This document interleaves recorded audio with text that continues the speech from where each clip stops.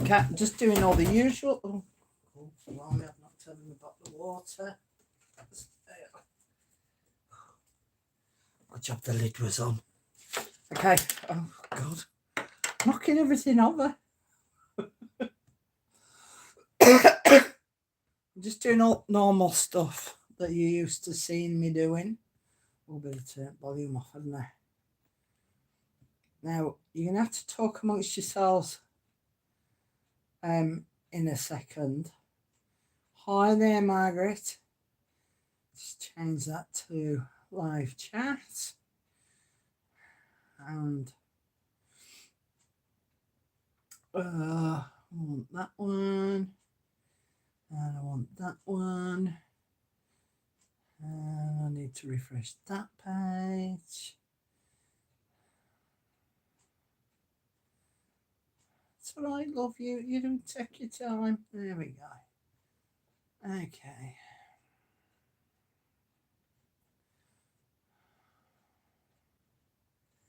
That's that already. Oh, right. Who's here? Teresa's here. Sharida or Sharada. Hello there. Emma's here. Good evening. Suzanne's here. Okay, you're going to have to talk amongst yourselves for just a minute because I need my inhaler because I bought a load of fresh flowers up here and it's affecting me. So that, and the kettle's just boiled, so I need to make myself a cup of tea. So you talk amongst yourselves for a minute and look at the pretty flowers. I shall be 2 shakes of a lamb's tail.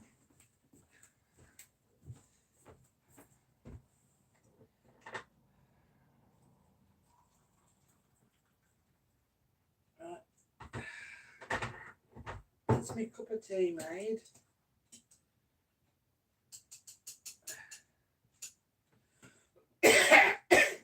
Oh dear. That's it. One of the important things done.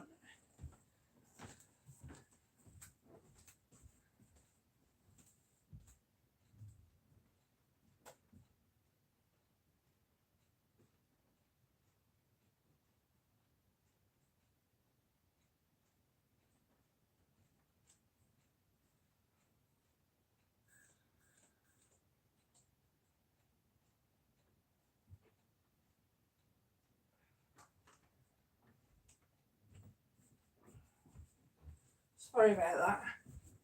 Inhaler was in the other room. Oh dear. Hello there, our Maureen.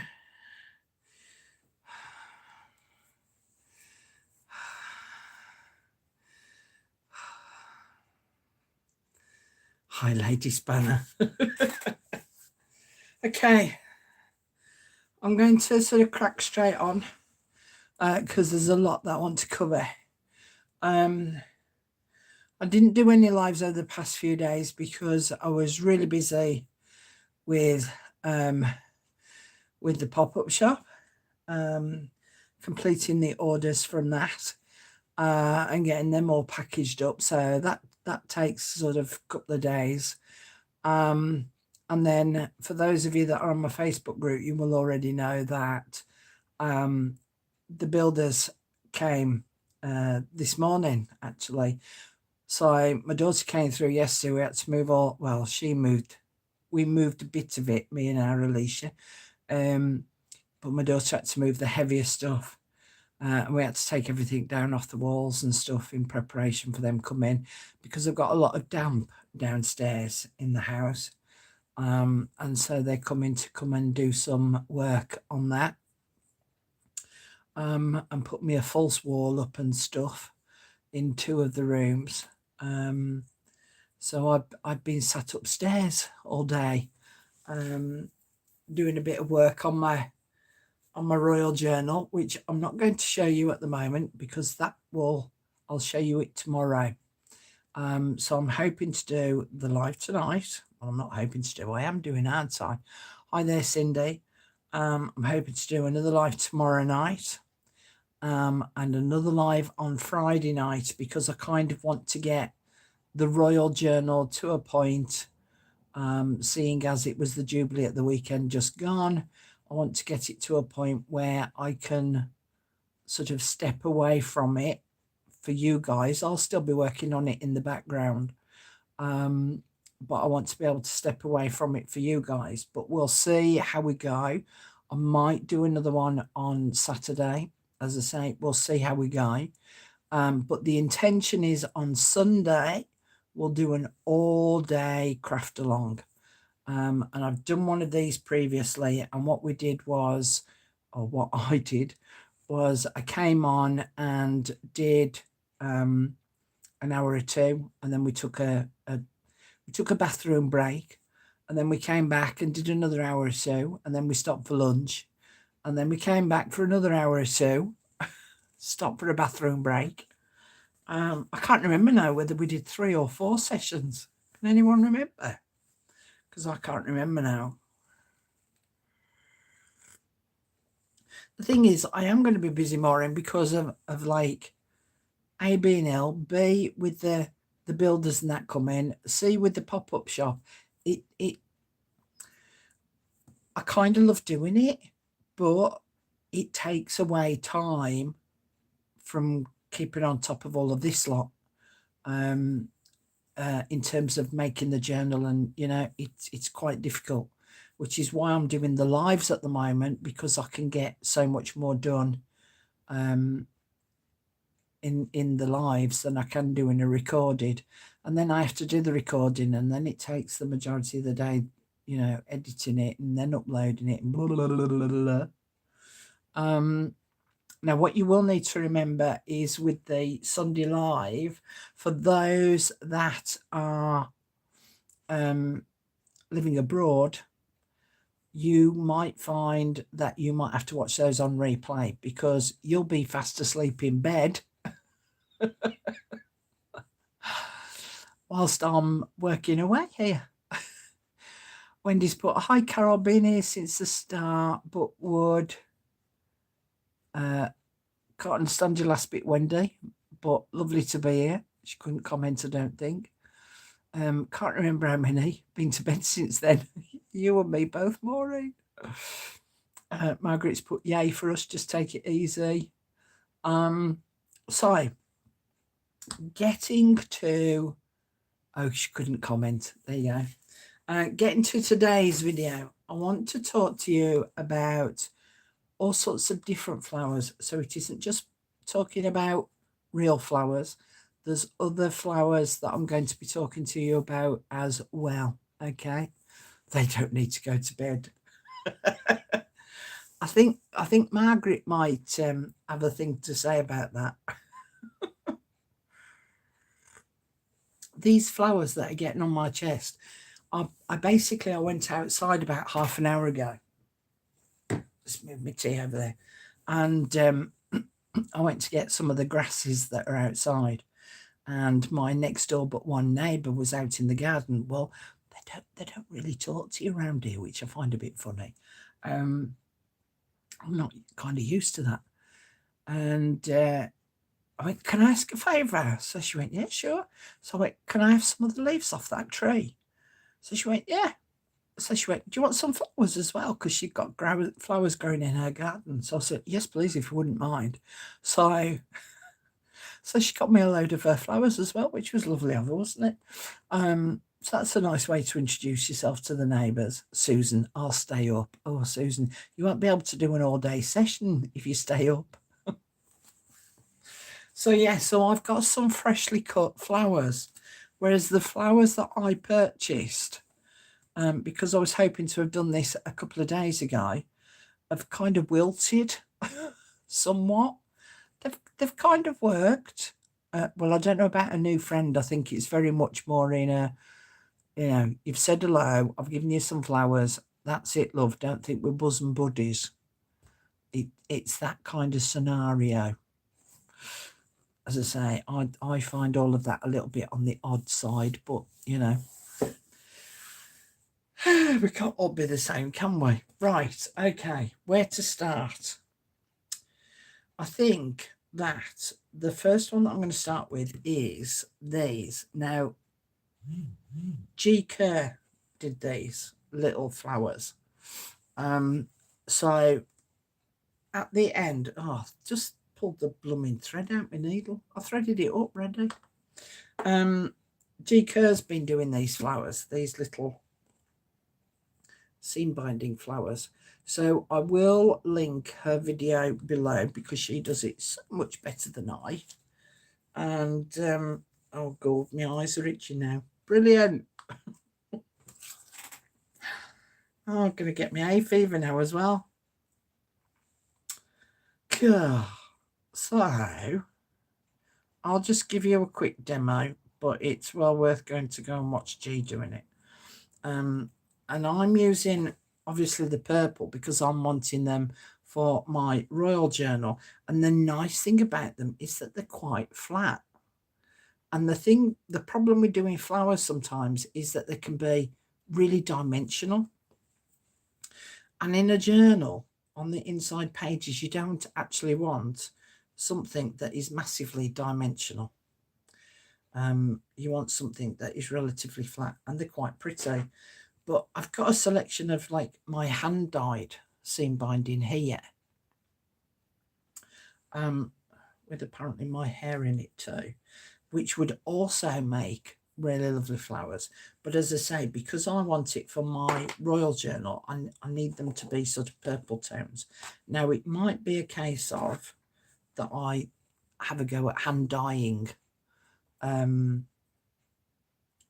some of my seam binding so that the colours match. But basically all she does is a running stitch along this top edge. Okay. And again, she's got it off pat so that she does the running stitch really quick and easy. I'll put a knot in the end of my thread, and I can't remember how long she said that she does them. Was it 6 inches? I think it was about 6 inches in length that she does. So I've just got some cotton thread and I've put a knot in the end, and I'll lay it out flat for now, and we'll see if we can do to about 6 inches and see what it looks like. As I say, please go and watch her video because she does do it a lot better than I can. And you know, considering I used to do embroidery, I actually found holding the needle and thread quite foreign. It was a foreign feeling having the needle and thread in my hand. Normally this should have been a doddle for me, but I was really like, oh, oh, that's odd. Oh, look, my needle's come undone again. Oh, today's going to be one of them days, isn't it? I can see it coming.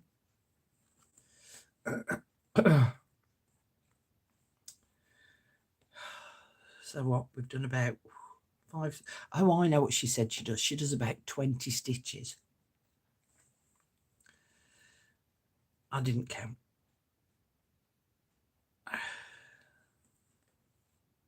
And you need a sharp pointed crewel needle, not a blunt ended tapestry needle, to do this, to be able to pierce the seam binding easily. Have we done about 6 inches there? Ish. Yeah, it's a bit ish, isn't it? Bit ish. Do a couple more. So it don't matter. Okay, so oops, scissors. Mind you don't cut that thread, Carol. Cut that off. So she leaves it in the length and then cuts it off once she's done. Okay, so now we're going to gather. We plough the fields and gather. Okay, and then she takes the two ends and puts them together. But then she gathers them up. And the more you gather, the more sort of ruffles you're going to get. But you need to hold the thread whilst it's gathered up. And then she did a little running stitch. I don't know whether you can see that all right. Along the edge where those two edges are of the seam binding. So that's where they've been put together. Okay, and then do a little back stitch, and then pop your needle through that loop. I'm just going to do it again for good luck. A little back stitch, pop my needle through that loop,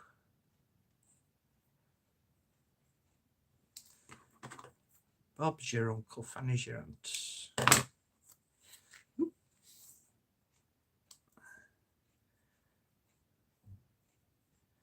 Okay, so one's ended up a little bit bigger because I didn't pull it in quite tight enough. See, my stitching's coming undone there. Told you I'd make a mess of it. Now then, where have I put it all together? What? Where the heck have them gone? Talk amongst yourselves again for a minute. Huh?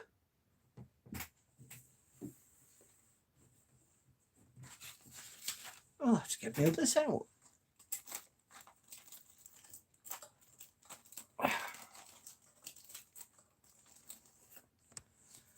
I got a load of these in silver. Wait, oh, they're there. They were hiding from me. Okay, because this one's a little bit bigger, because my stitching's coming undone, because I didn't do a big enough knot at the beginning, because I'm a bit of a numpty. Okay, dear. I'm going to put a little bit of glossy accents on the back.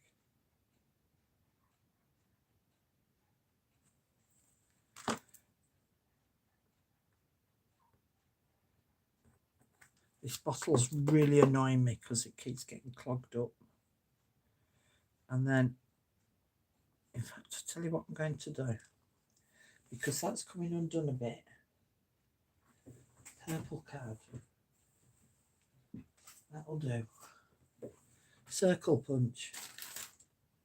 Little circle punch. Where have you gone? You're there.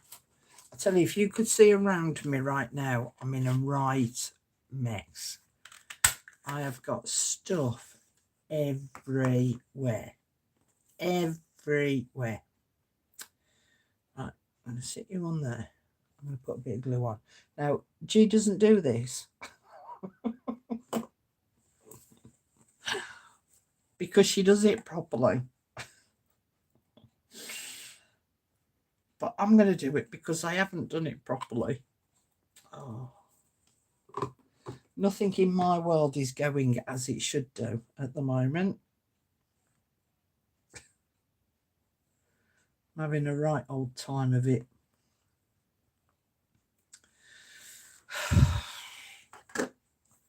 You know, when you go through those periods of time in your life where you're just like, do you know what?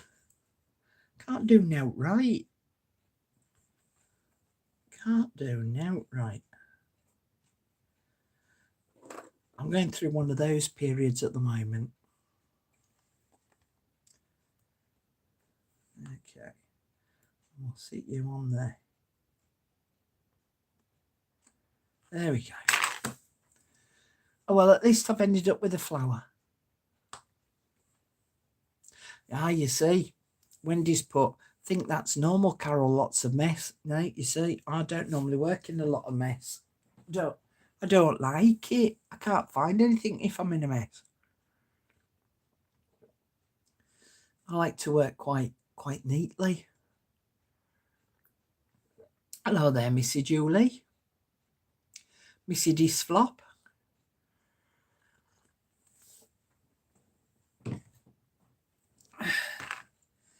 Okay, let's pick you up. So there's my flower that didn't work properly, but has worked into a flower.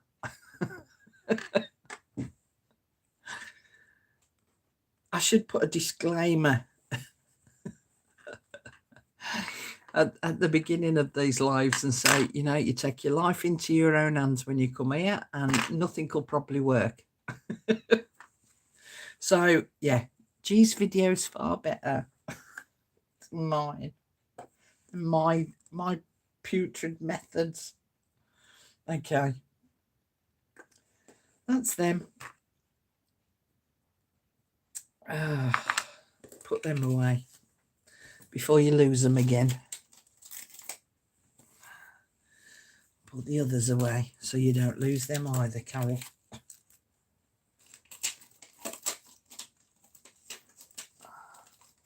Sometimes you can't help but get in a little bit of a mess, but a lot of mess. I don't like it. Okay, I'm going to show you a few ways of working with fresh flowers. Okay, I want to show you these first.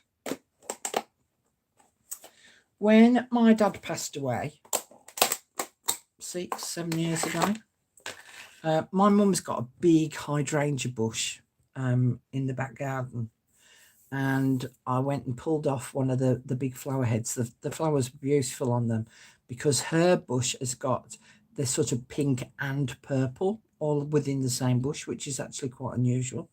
But I took a load of the flower heads off and I just painted them with PVA glue.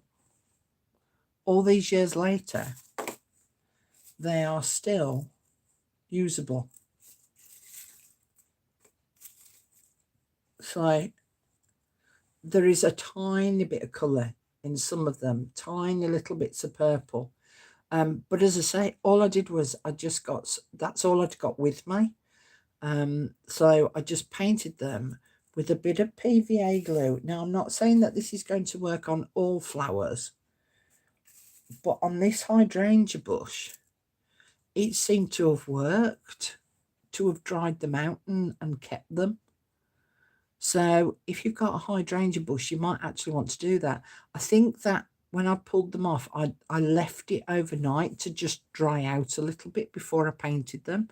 And then I pulled off all the individual little flower heads and then just painted them with some PVA glue, which I thought, oh, it's quite handy. But yeah, all these years later, look, they're still usable. As I say, some of them have kept a little bit of colour, but obviously not the bright pinks and purples that they were, and blues, but they would look lovely in an autumn journal. So I've still got all of those to sort of play with, and I've got some other pieces in here as well. Now I went and purchased myself, funny little tale to tell. I just have a slurp of my tea. Just hang on a minute. Did you put the glue on both sides? Yes, I did, Terry. So I painted them one side. Oh, can't beat a good cup of tea, can you? I painted them on one side, let them dry, and then I turned them over and painted them on the other side.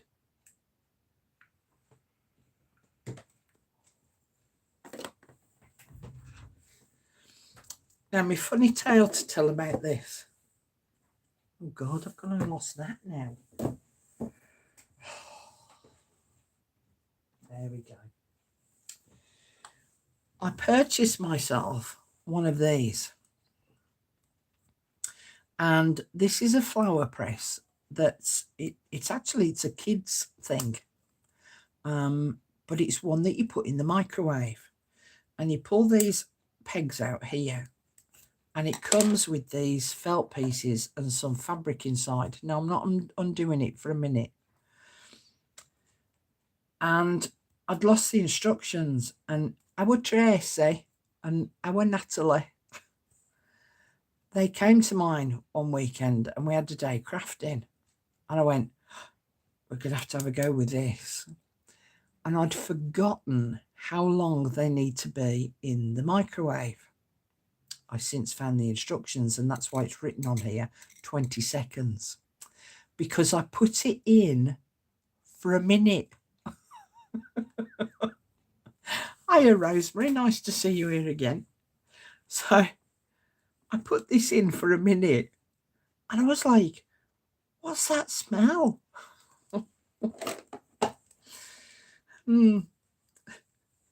I burnt holes. I burnt holes in it. Like, whoopsie. It had set alight in the microwave. I was like, oh heck, I don't think it's meant to have been in for that long. But basically what you've got is you've got two felt pads for one side and two feltish pads for the other side. And what you do is you've also then got some crispy calico. I look. Oh, so I need to replace the calico. I think the felt will be fine, although it might burn again. But I need some fresh calico. So you've got 4 pieces of calico. So you put them down, and then you would lay your flowers down. Put the other 2 pieces of calico on top. Put that on top. Push the pegs back in because you've got to flatten that, and then put it in the microwave. But you only put it in for 20 seconds. So don't do it longer like I did. Okay, so I haven't used this since. I know I'm forever messing things up, Wendy, forever messing things up. But at least I'm keeping it real, aren't I? You know, I'm not coming across as like Mrs. Perfectionist, and it makes you feel sort of good about yourself. I can't believe I did that. I lost the instructions there, as I say. I've since found them and realised it was 20 seconds. I now can't put this back together. Can you believe it? Yeah, you can. Right, okay. So they squidge together like that, and the pegs go in there. So I might give it another go with some fresh calico. I might even try some different felt in there as well, instead of the felt that's in there, because I have a feeling that if I put this back in, because it's burnt already, I think it might carry on burning. Oh, you've got one as well, have you, Rosemary? They're really handy for if you want dried flowers really quick. It's brilliant. Really worth it. I think when I bought mine, I think it was about 12 or 13 pound. And you'd think for 2 bits of plastic, some felt and some calico, you think that's an awful lot of money. But it's all ready to go. And this is what I ended up with. So these have dried out beautifully. So these could have been like sat in a book for weeks on end. And it would have taken me ages to dry these out. So it actually works really quite handy. So that's worth knowing.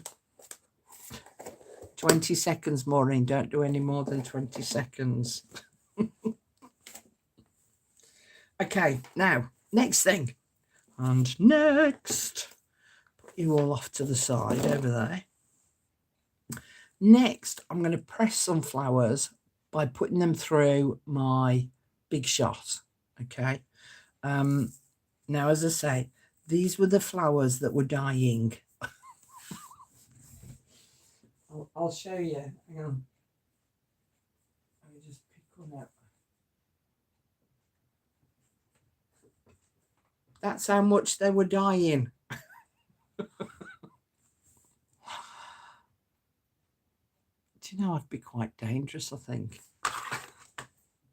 So, let me just clip that off a minute and get rid of that big long store. Because they've been sat in the blooming vase for too long. Because, as I say, I was hoping to have done this video a couple of days ago, but, of course, by then, too late. Flowers had gone too far. What's that? Oh, black soot. I wonder where that's from. Okay, now, even though this is kind of dead, these parts here were from the dead part of this flower.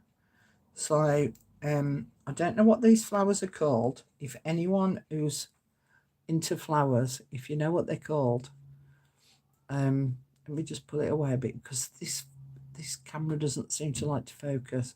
So that's what they look like. And I got these from Aldi. but when you have a look at it, it breaks into little sections. So if you break off a section, it then breaks off into further little sections. So there's a section. In fact, I think I might leave that one as it is with that little bit of a flower there. And actually, these dead flowers turn out quite well. So I just break them down into, I mean, some of them are a bit too dead. I think what's left on there is a tad too dead. So we'll throw them away. And then you need some, you haven't snuck in quietly, Mrs. Popo, because you've just told everyone that you've snuck in. Oh, you looked it up, did you? The thing is, though, have you got Betty to make you any yet? She messaged me at, I think it was like 11:30 the other night. Was it last night? I forgot. What was it? What was the first question? Oh, that was it. She was asking me if I was having a picnic because of the post that I put up on the Facebook group. And she said, are you having a picnic? I said, no, I'm eating my chocolate buttons. She said, what are chocolate buttons? Is there anyone else out there that doesn't know what chocolate buttons are? Because I'll go and get them to show you. So she said, I'm now looking up tikka masala. So tell me, Sweet Williams. Yes, good one, Rosemary. That's what they could be, Sweet Williams. So for my American friends, do you not eat curry? So Susan said no. Cindy said not me.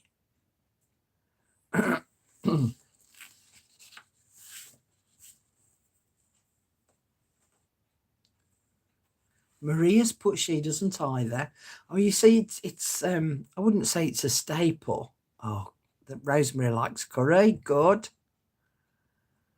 It's not a staple diet in the UK, but it is one of the foods that we do like to eat. So if we're having a takeaway, we'll either have a Chinese or a curry or a burger or a pizza. That tends to be the four main.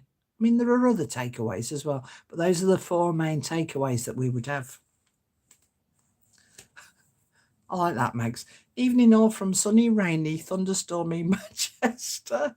That sounds about typical for UK weather, doesn't it? Sunny, rainy, thunderstormy. What do you mean Rosemary's weird? She's not weird. I think it's because you're well-travelled, Rosemary. That's what it is. You've lived in so many different places. You've sampled. Whereas I find that, like, on your lives, you talk a lot about Mexican food. Okay, Susan's asked, what are chocolate buttons? I'm going to get them. Won't be a minute.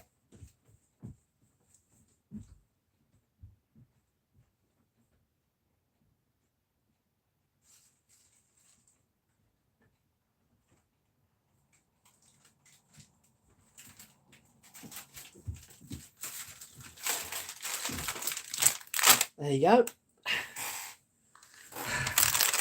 Cadbury's chocolate buttons. Oh, it's perforated.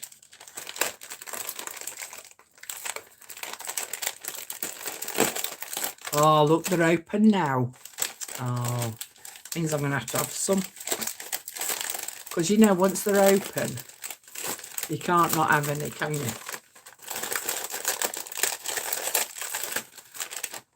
There you go. Giant chocolate buttons. So I'm not going to sew these into a journal because they'll melt. There you go. chocolate buttons. The thing is though, Julie, sorry, I'm picking with my mouth on them. I've got 3 bags of them, Susan. Oh, I've got chocolate on my hand now. In the market, down by us, 3 of these bags for £1. £1? Like, they're melting. I can't have any more of them. I've got chocolate on my hand now. And the mint flavour as well, so it's like eating an after-8 mint. I have to try it. Oh, I can't. It's stuck to the roof of my mouth.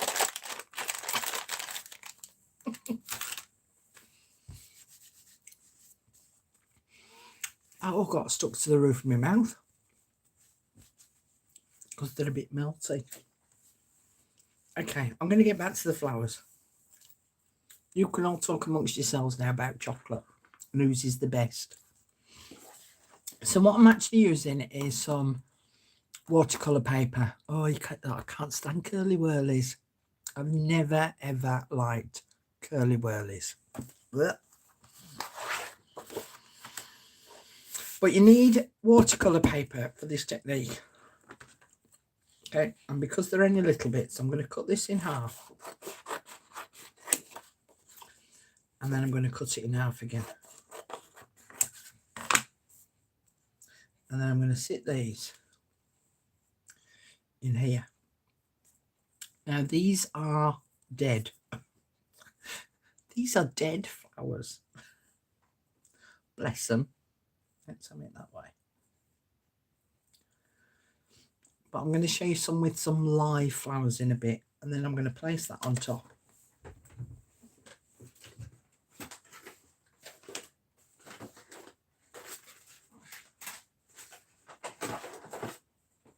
And I've got my plates. So I've got that one, my big plate, covered in muck. And my 2 cutting plates.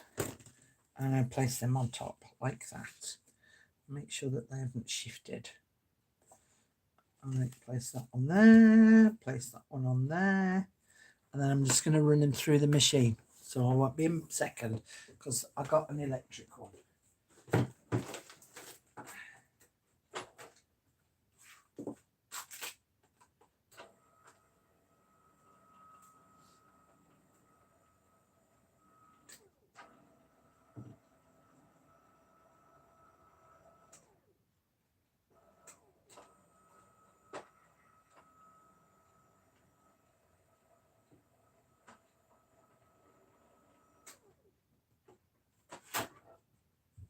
Right.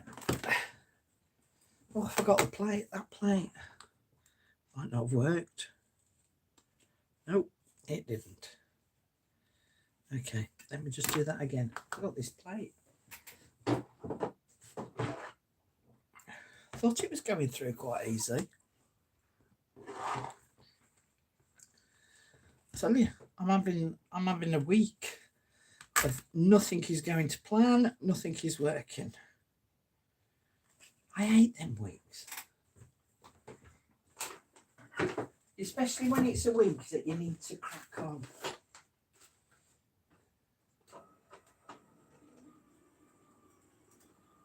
There you go, a bit more resistance now.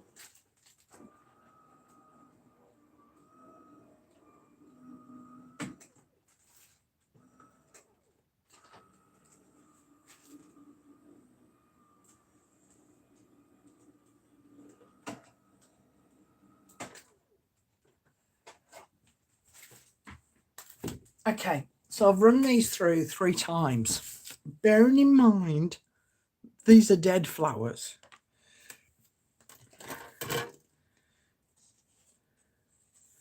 And you very carefully peel them apart. And you will see that the colour transfers from the flower onto the watercolour paper. And this bit where there's the little bits of the flowers left, if you just get a dry brush and just carefully brush away, the leftover parts of the flowers and the leaves, it kind of looks as though you've done some watercolour painting. Just get rid of them. So you see, look, it kind of looks a little bit like a watercolour painting. And these, if you peel them very carefully,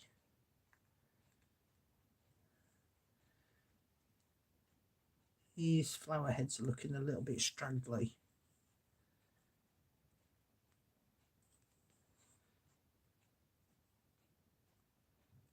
Yeah, that flower has come away.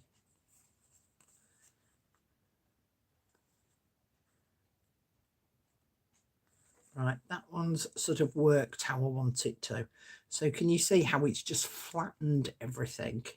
So it means now that I can actually use this part as well as ending up with the watercolour painted look.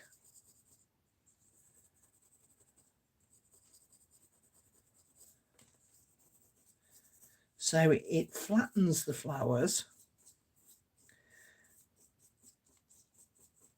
but also it leaves the colour behind, so that it means that you can cut those out and use those. Now I did some earlier. Where did I put them?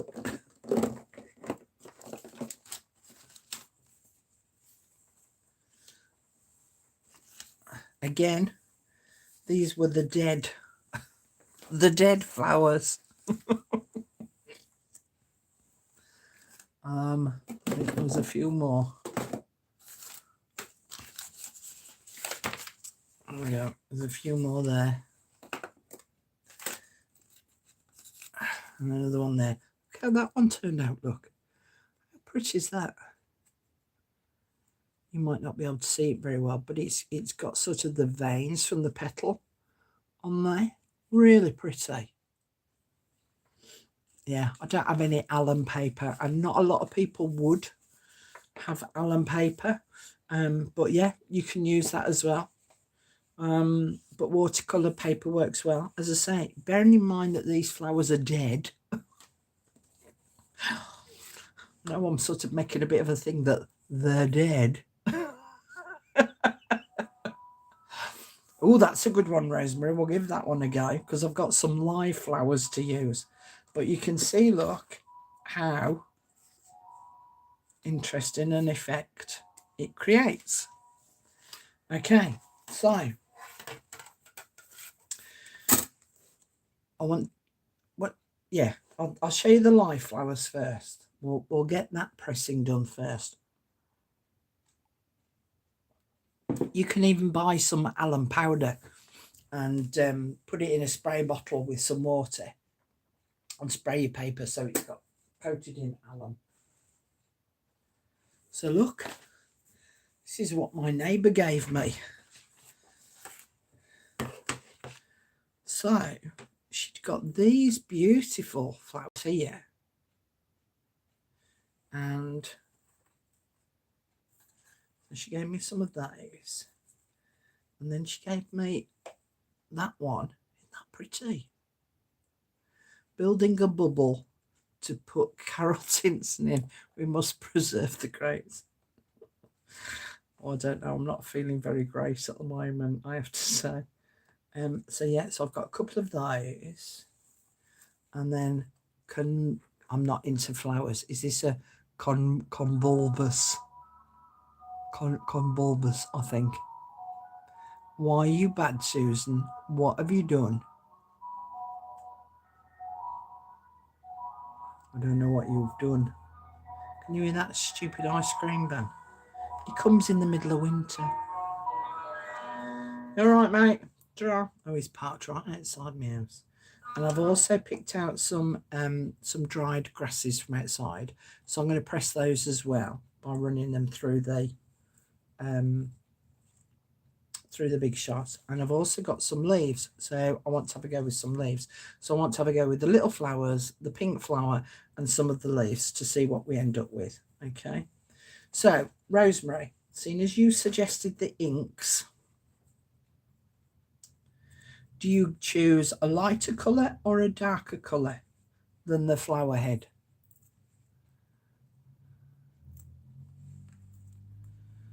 Because I'm curious now. Oh, you see, you're all being dead clever now, aren't you, coming out with the flower names? The purple and yellow look like lantanas. Yeah, okay.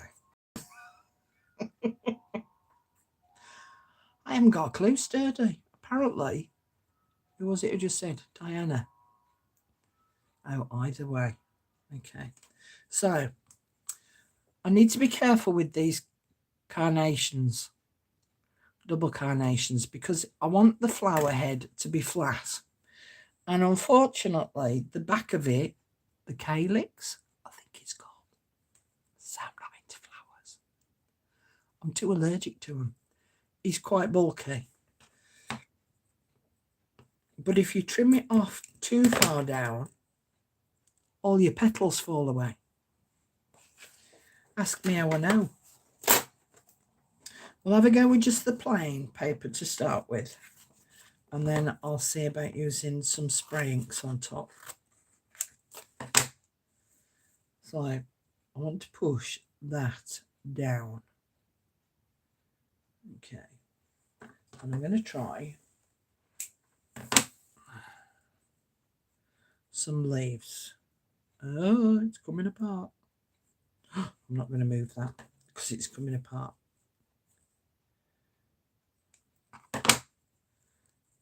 So let's have some leaves coming out of it. We'll make a bit of a pattern.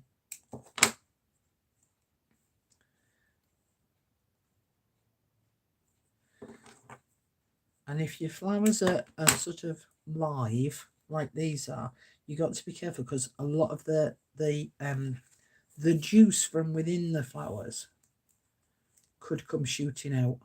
Oh, I want that the other way around, don't I? That way. Okay. Let's sandwich that between the two plates. So this is a good technique for squidging the colour from out of the plants, but also for flattening them.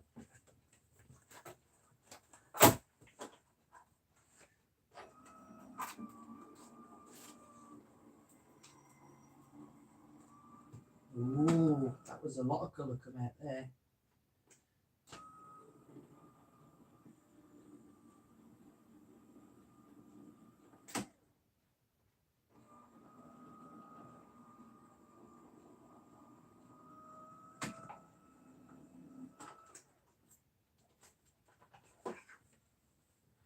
See, look. We've set the juice loose.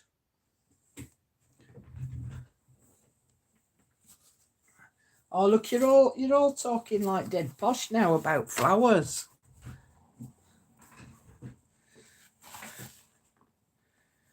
See, look, it's left off a load of the juice.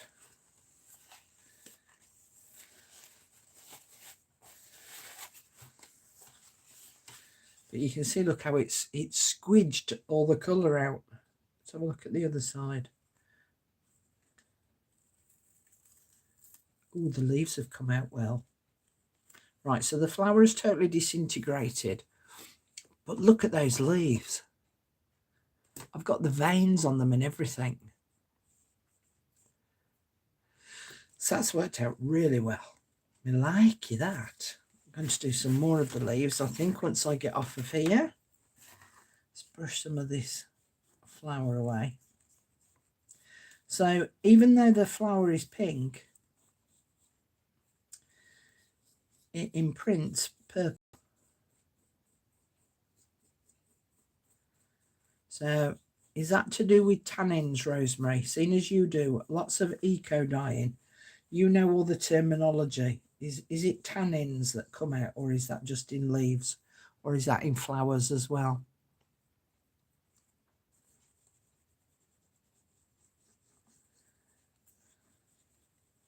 Pick your brains whilst you're here. Yes, tannins. So tannins are in flowers and leaves. Yeah, was a live flower, now a dead flower.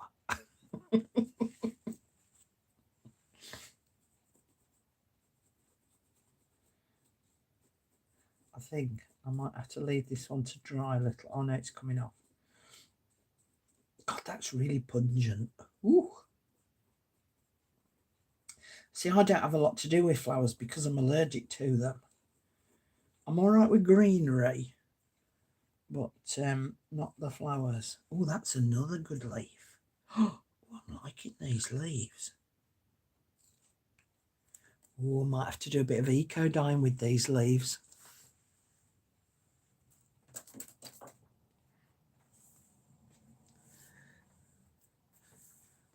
Look at that one, look.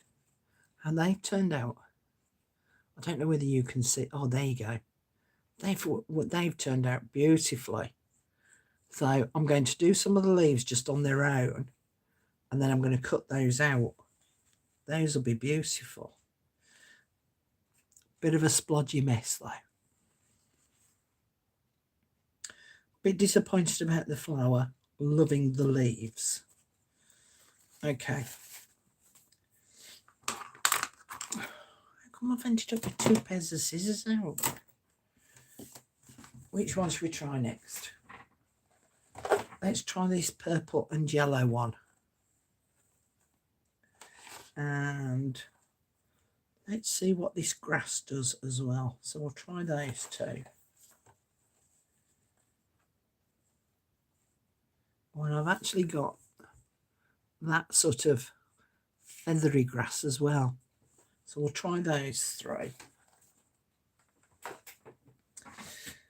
And I'm not going to do the spraying. Am I going to do? No, I'm not going to do the spraying because I want to see what this turns out like first and how these turn out. And then I'll do some spraying after that. I promise. Okay. Now, do I want to?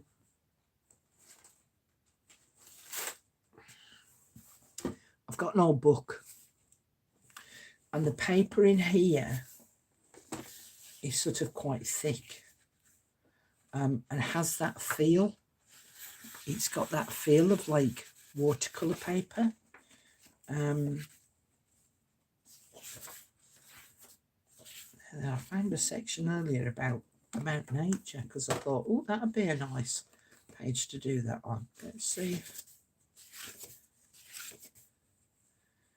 Things like Wonderland of Nature. There you go, page 129.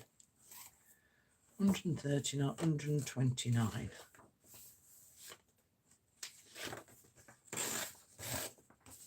So maybe we try this book page underneath and a piece of the watercolour paper on top. And then we should be able to see which of the 2 work. You see, that's the thing with any of this is you've got to be prepared to play. You've got to be prepared to let your imagination take you wherever it wants to go.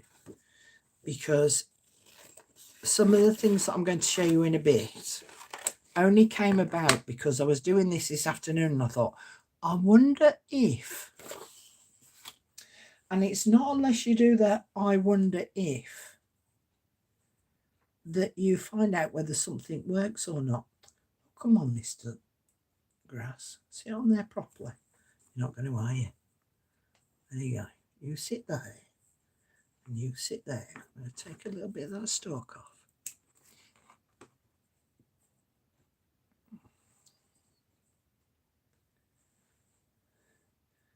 And then that one can sit there. And again, I'm going to take a bit of that stalk off.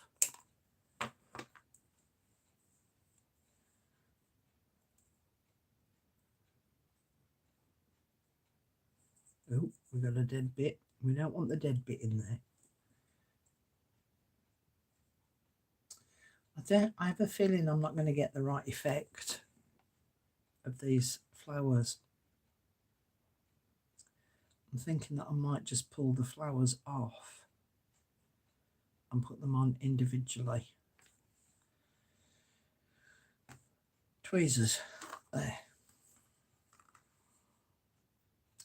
Because otherwise I think it's just going to be one big splodgy mess. And I don't think I'm going to get the full effect.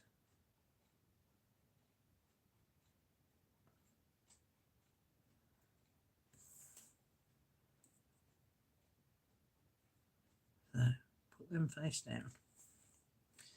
So again, Rosemary, seeing as you're here, are there any flowers that when you do stuff like this, they come out their true colour? So for instance, you see how this one's purple and yellow? I have a terrible feeling you're not going to see much of the yellow. Oh, well, maybe you will. But you know, like how the pink comes out as purple.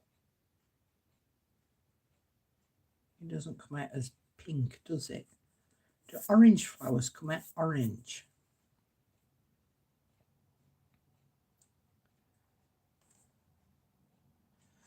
So yeah, let's just put these in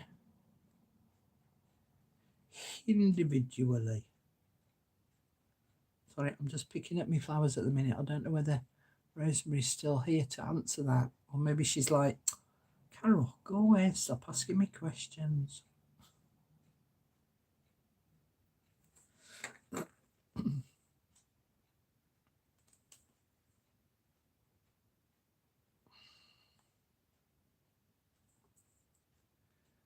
On there. These are funny little flowers. Okay, let's just dot those about.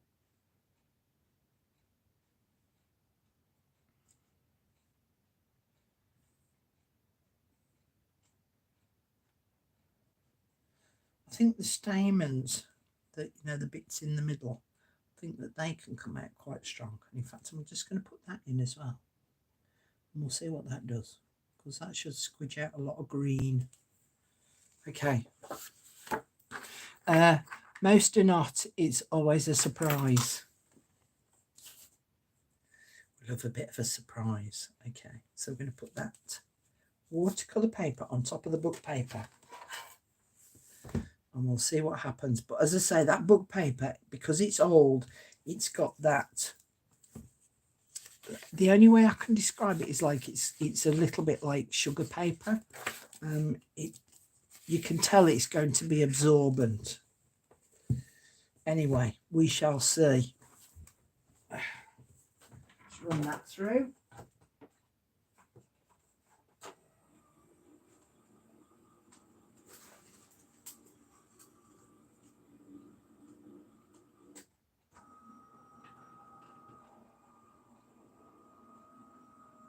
Oh, we've got interesting things happening. Not as interesting as I thought, but nevertheless.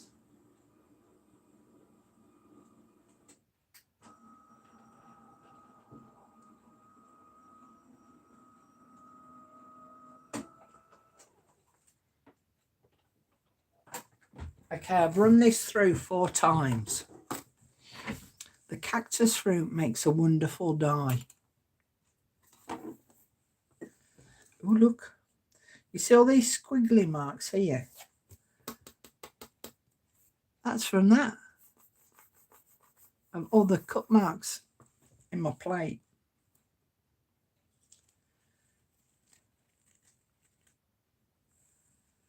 Oh, look at those flowers, look. Oh, and that turned out well.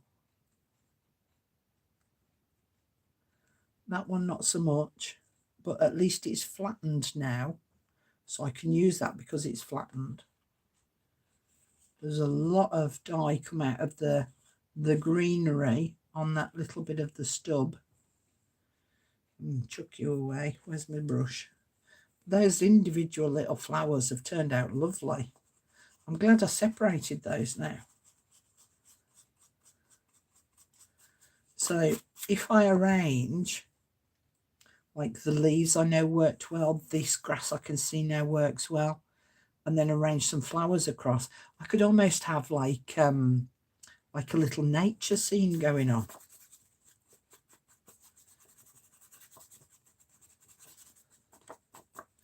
Okay, let's see what happened on the book itself. So again, that's now nicely flattened, so I can do something with that. It hasn't absorbed the dye as much as I thought it was going to. But let's have a look at these flowers. Oh, it's made a bit of an impression.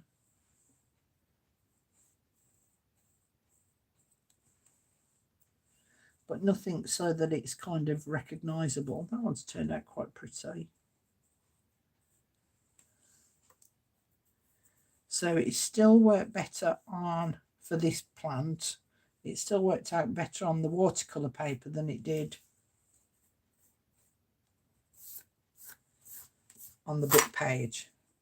But even so, it's given me a kind of impression around it. Yeah, I'm going to do that in a minute, Maureen. So it's given me a little bit of an impression on there, because I've already done one. So yeah, so that works quite well.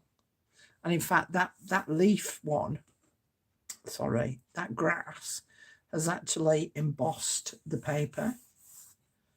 So if you imagine, look, that would be quite pretty, that, wouldn't it? Okay, we're going to try a sprayed thing. And this is on Rosemary's head. On your head be it, lass. But yeah, you've got to be prepared to play. I quite like it on the book page, but it didn't work as well as I'd hoped. Right, let me get rid of this bit of rubbish. Get rid of that, get rid of that. I want to keep those leaves. Yeah, I want to keep you, and I want to keep you.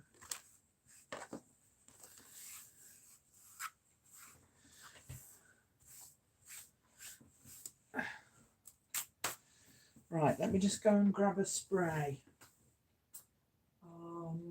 Which one am I going to use?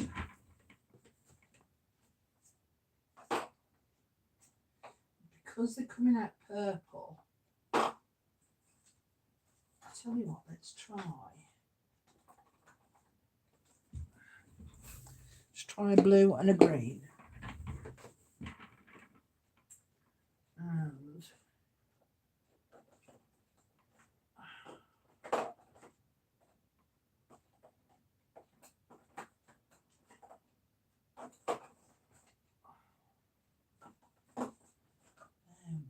yes, we'll try you. So I've got a blue, green and a copper. Do it with the larger leaves. Will do. Let me have a slip of my tea.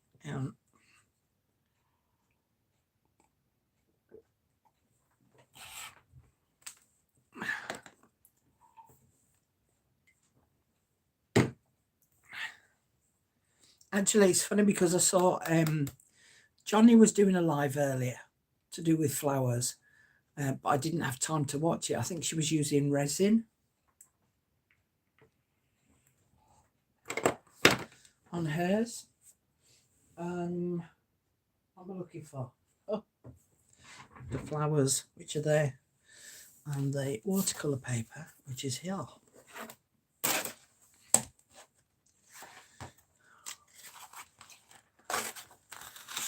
Didn't read that very well. Okay, now I do have a big splat box, but I haven't got room on my table for it at the moment.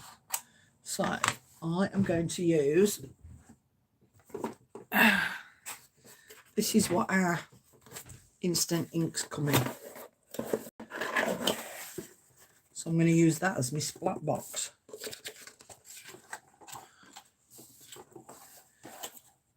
Right.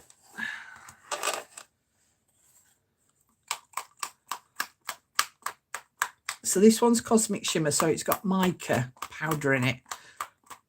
So it should be all shimmery, and I just need to loosen all the mica powder from the bottom.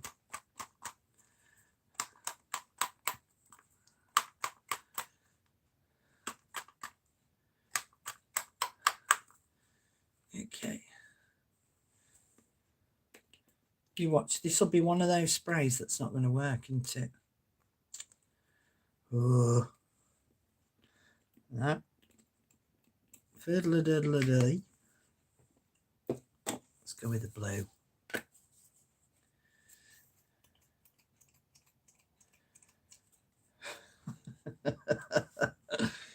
Come on. It's not going to work either. Oh dear. Oh, Laurie Lee, thank you. You're a sweetheart. There we go.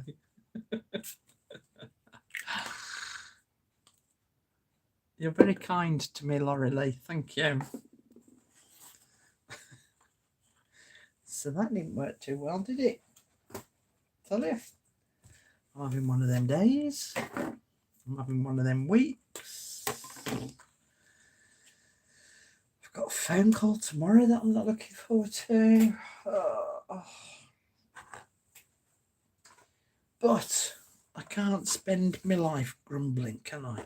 Well, in fact, tell you what, let's try that one on there, because that worked well. And then these leaves too.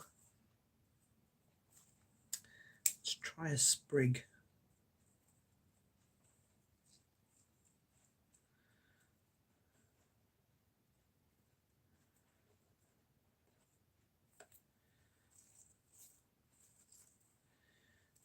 And let's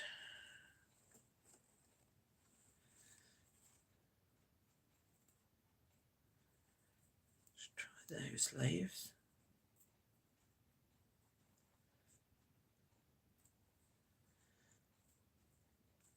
I don't get to use my inks very often, so it's no wonder that they're not working properly. Let's do a little bit of an arrangement.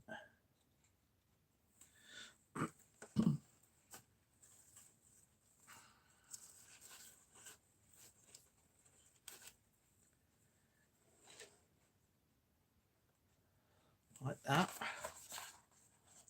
I'm running out of space. In fact, tell you what, we've got that as well. Let's try that too. So if we put you there, and you in there, maybe too close to each other. I might have to move you for a minute.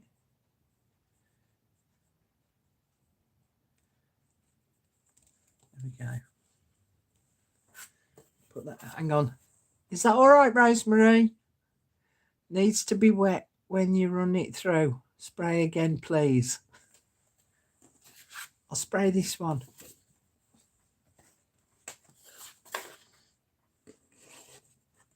I took too much time faffing arranging my leaves, didn't I? Okay. Put plenty on. Move quick, Carol. Move quick. Rosemary said I've got to be quick. Okay, put that on there. Put that on there. Run it through.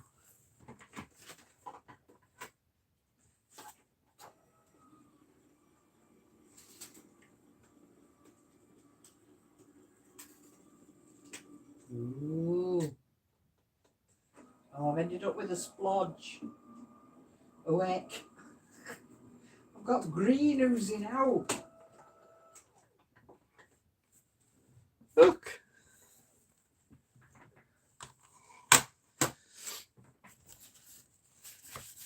I think I wet a bit too much ink.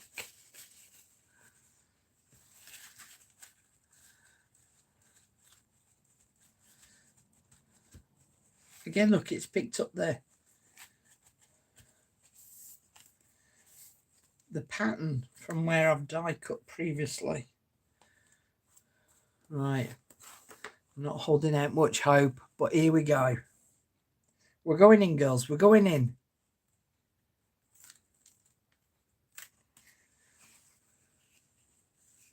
Where to put my little paintbrush?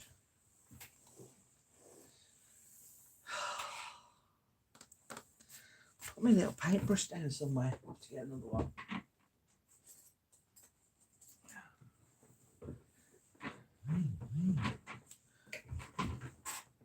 Okay.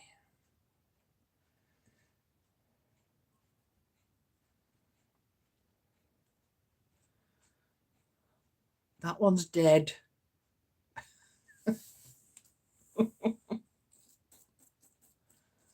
I think I put a bit too much ink on. Yeah, that's definitely ended up being a bit of a splodge. I think I might need to have a little bit of a practice with the spraying of the papers.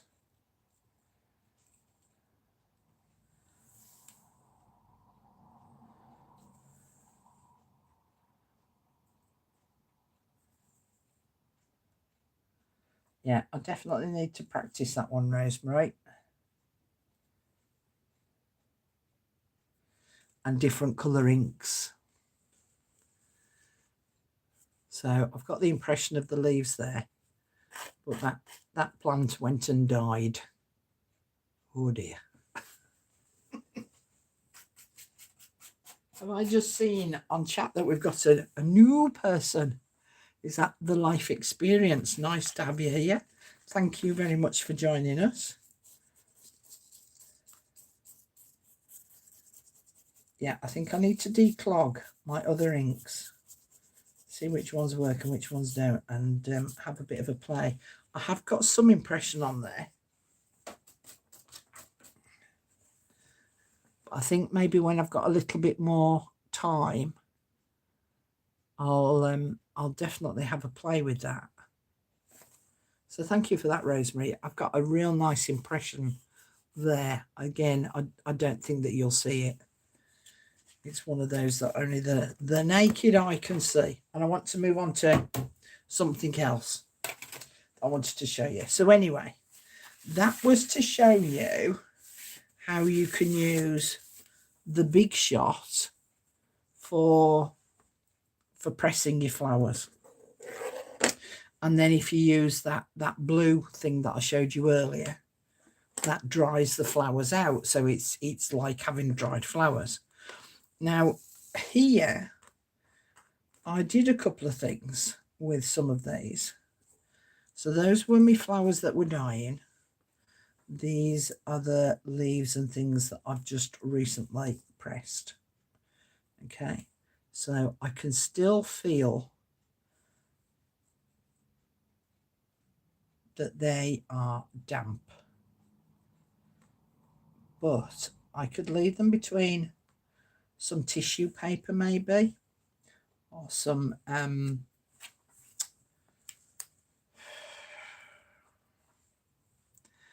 sandwich papery stuff.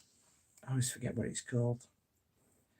Now these were some little ones that I did earlier. So as you can see, they've sort of flattened and dried out a little bit. Now these two, let me just get another little bit of paper.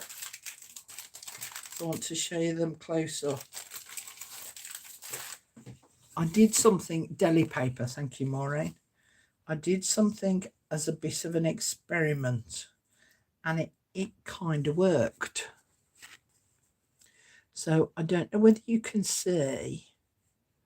No, this camera doesn't like picking stuff up close. I made them shiny.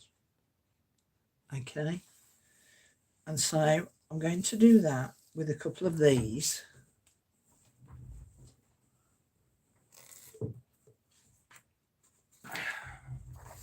To show you how I did it. Okay. So let's use that one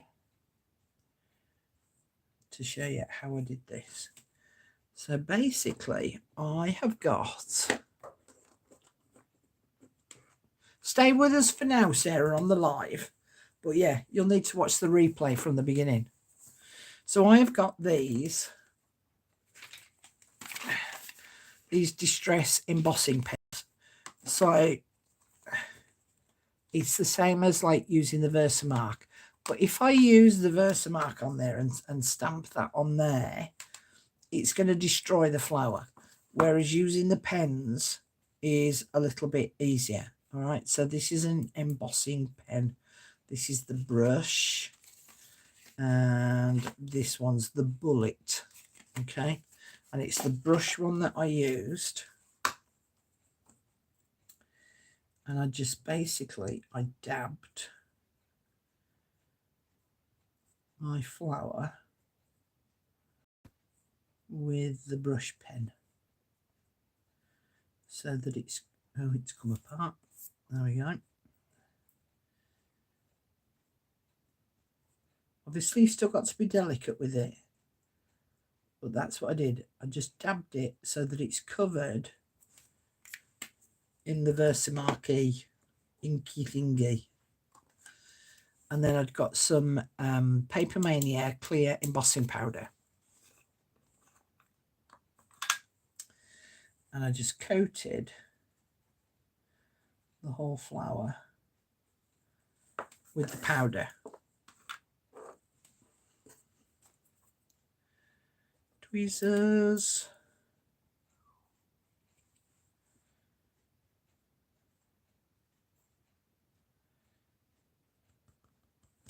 But I'm going to leave this on the paper because I want to dab it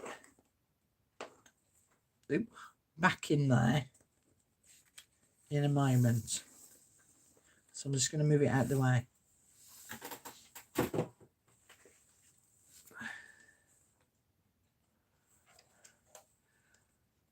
Okay, Rosemary, thanks for joining us and have fun yourself tonight.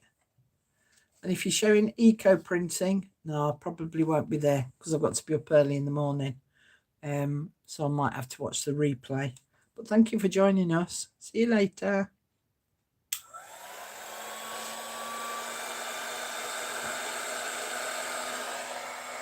I'll try and do it a little bit closer.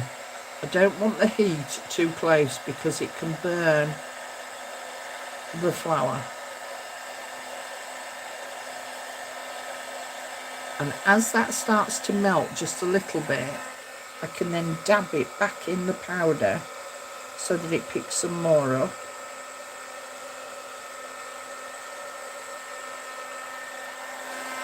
And heat it again. And I did this earlier and I got my heat tool too close to the powder and it went everywhere.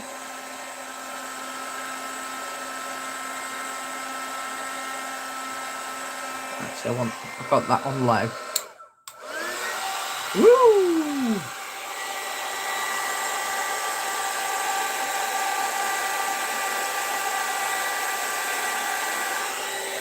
Tap it again.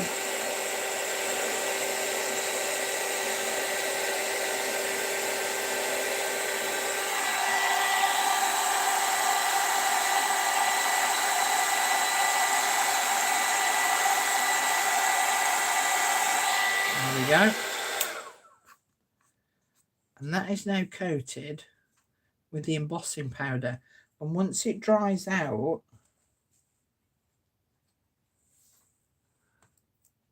it actually makes it quite sturdy. Now it's still delicate, you know, so I'm not going to handle it too much. Now one of the things that I saw that I really liked was Gypsophilia, and I've got a bag of it somewhere. There we go. I bought a load of Gypsophilia ages ago and I just left it and it just dried itself out. But what I saw was, you know, we've just recently done the wax seals. So they'd dropped the wax on top of this part and then did the impression on it, and it looked lovely with the Gypsophilia coming out of it. So I'm going to do myself some of those.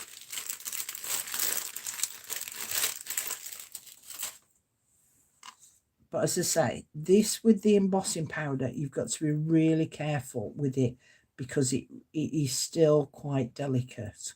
All right. So that's another way of just encasing the flowers so that they kind of stay a little bit preserved. All right. So I've got this one here that's very delicate. And I'm going to dab that with the pen and then dip it into the powder, heat it up very, have it further away. So it does take a little bit longer. And then once it starts to melt, I'll dip it in again to pick some more up, do it again, dip it in maybe a third time, and then turn it over and dip it in and do the back as well. So that kind of encases that. So let's do that one. And we'll see how it comes out. Because these are lovely little, like when you're doing clusters, they're lovely little accent pieces. And I'm going to show you something in a bit. I am going to show you how these are going to be used, by the way.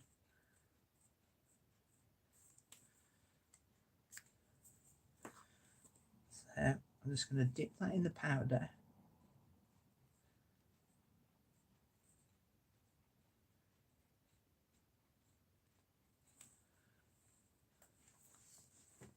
Okay, heat tool's going on.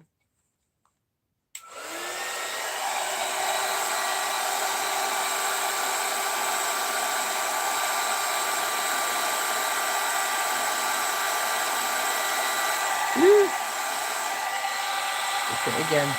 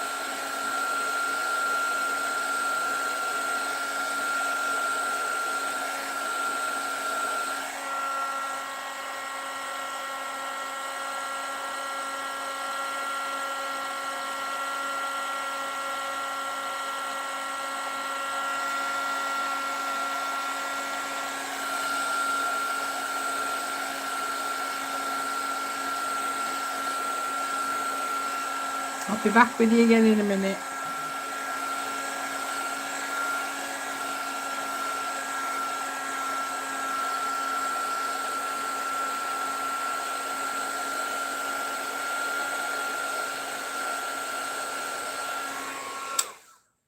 Okay, did someone ask me a question? Because I can see she will answer in comments later live if she doesn't see it.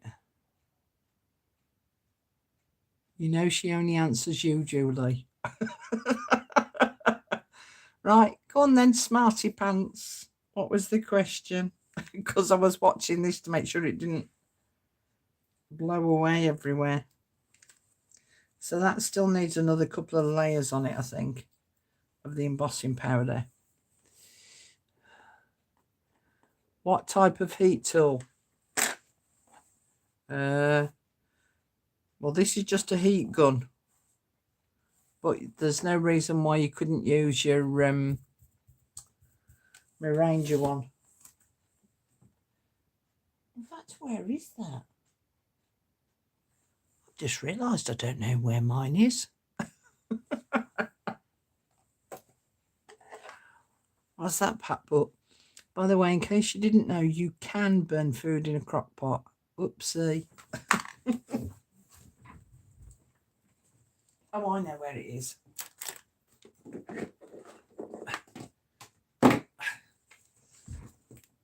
I have to keep it somewhere different because I've got an American plug on mine.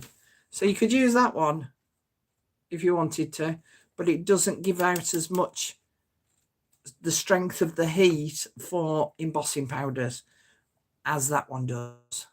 Does that answer the question? So you can use it, but it'll take you a lot longer. Okay, so it's got to do something because I need this warming up. There we go. Oh, helps if it's plugged in.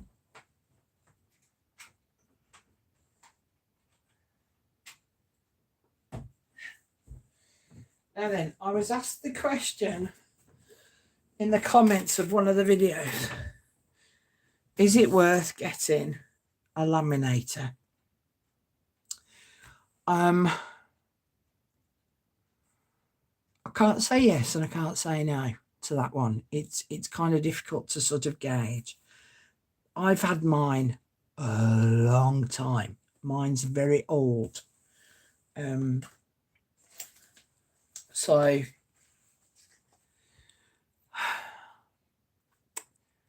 I use mine intermittently, and mine was very, very expensive at the time because, you know, they were expensive back then. Just putting a load of stuff on the floor so that we've got a bit of room. But you can get cheap ones these days. I would make a note of techniques that you've seen using the laminator and think to yourself, would I do that regularly, or regularly intermittently? If that makes sense.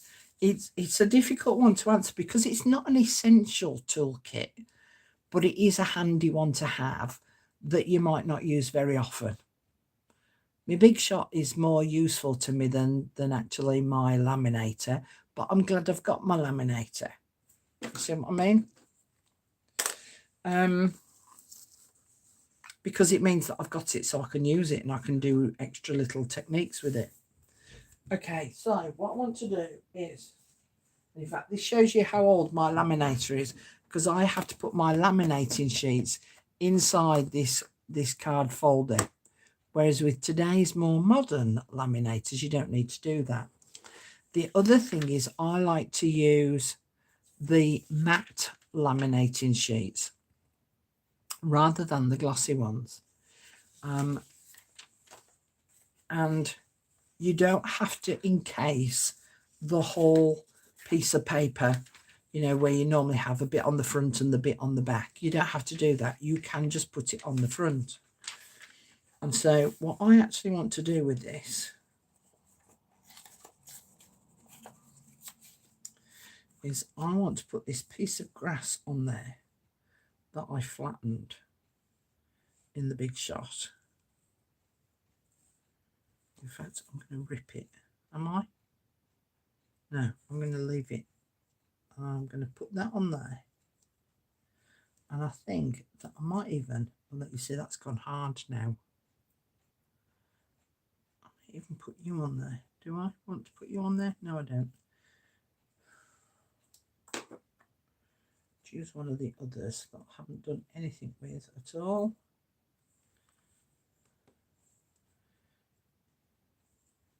Maybe put you on there. In fact, tell you what we'll do. I'll even put one of these leaves on.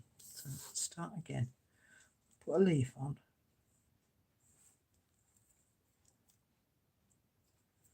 Put the grass on.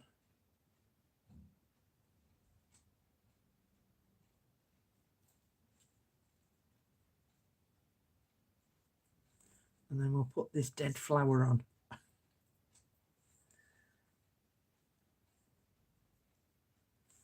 Okay, so we've got a little bit of a design going on there. That piece big enough? Yes, it is. And I'm going to cut this 1/2 of the laminating sheet out. Now you do need to make sure that you put it on the right side up, which is hard to tell. it's that side, when you've separated them. And that laminating sheet will now stick to that paper and those leaves, but it means that on the back it's paper, so it makes it easier to stick down. So I'm going to stick that inside of there, put it in my folder because that's what my laminator needs me to do, and I'm going to run that through the laminating machine in a second once I've got rid of this embossing powder, because otherwise I know that I am going to get it absolutely everywhere.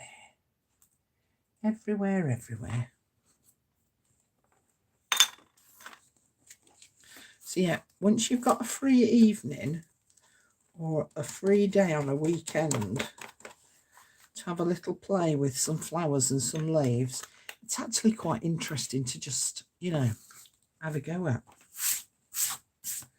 Okay, I'm just going to go and run this through the machine. I shall be back.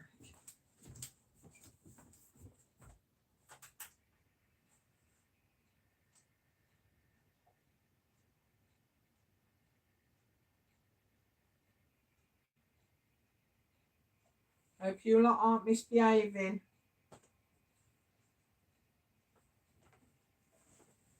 So know what you like. Whilst the cat's away, the mice will play.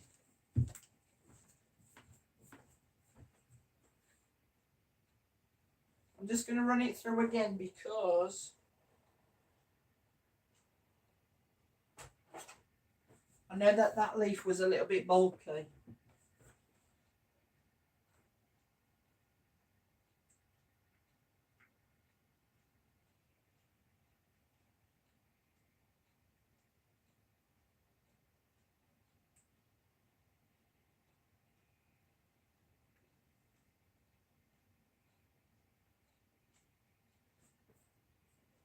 Nearly done.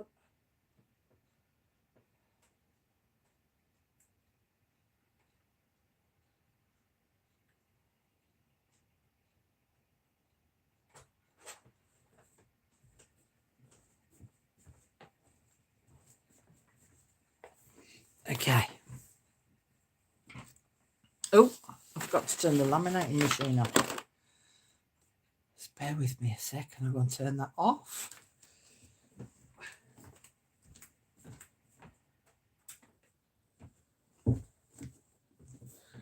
Okay.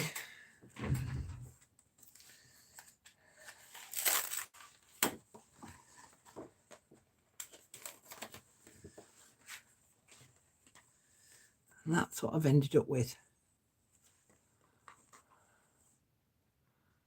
It's pretty. So I'm going to cut it out square.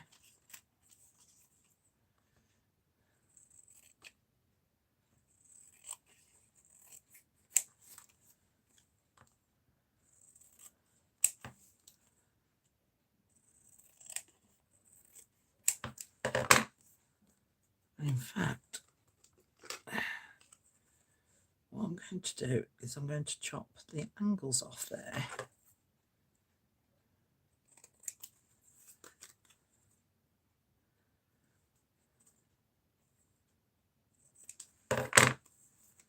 And then I've got a really pretty little tag. How lovely is that? And then I could add some Mr. Tim Holtz words on the bottom. And because it's just the paper on the back, it's not laminated on the back, it means that I can write on the back. I could add a pocket on the back. Okay, now here's another one that I did earlier.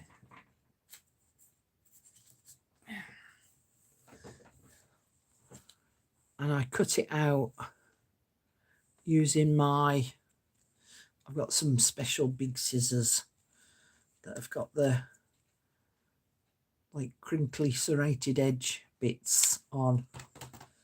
So that would make sort of almost like a nice stamp on an envelope. Now then, I've got in the kit that I sent out, you got 2 of my favorite envelopes. So you got 2 of those feathery envelopes.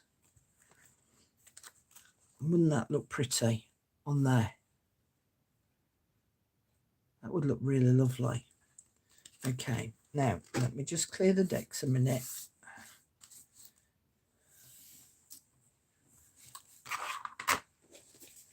Because this was one of the envelopes, again, from the digital kit. And what I was thinking of doing, let me open it out that way so you can see that it's an envelope. So I've got these pretty little tickets. And I thought it would be nice to sort of put one of those on there. And then one of those flowers that I'd covered in the embossing powder. So that could go like that. So let's attach those. So let's ink up the edge of this.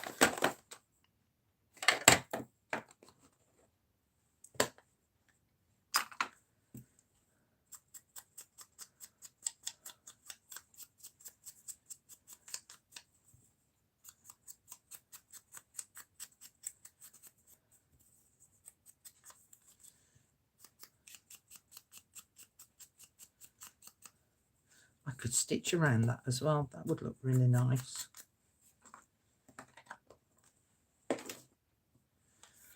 Some glue.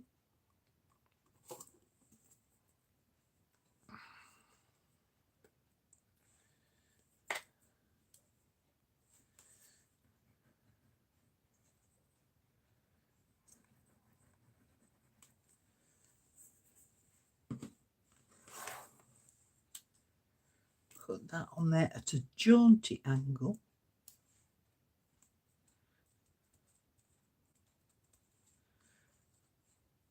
And then on the back side, which is that side, Carol, I'm going to put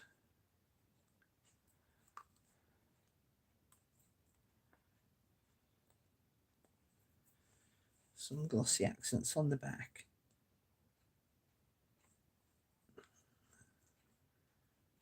Because it will help to protect the flowers again.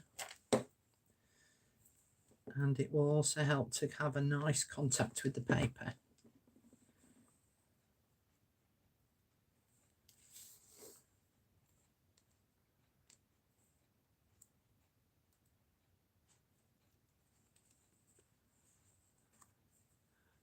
So there you go. How pretty is that? This phone is silly. It doesn't like to zoom in properly at all. So there you go. So again, that's with those flowers that I actually encrusted with the embossing powder. So that turned out quite nice as well. Same with this envelope, again from the digital kit. I was thinking of using one of my purpley stamps. I heard that it helps to subscribe and then unsubscribe. Well, I'm just going to answer this question. So Laurie Lee's just said about it helping to subscribe and then unsubscribe and then subscribe every few months. I think what's been happening lately is people have found that channels that they've subscribed to, some people have found that they've been removed from their subscription. So they've had to resubscribe. And what I've noticed is that if I don't keep on top of answering comments and stuff like that, I've noticed that my subscribers start dropping bit by bit by bit by bit. Because I was like, why are these subscribers leaving? I was taking it personally. And I think it's to do with the algorithms that that YouTube have got set up. So I would always suggest that just check with any channel that you want to subscribe to, just every so often, just go and check to make sure that you are still subscribed to them and that you haven't been inadvertently removed. So I was thinking of that leaf there. Oh, that leaf, half at me, that stamp.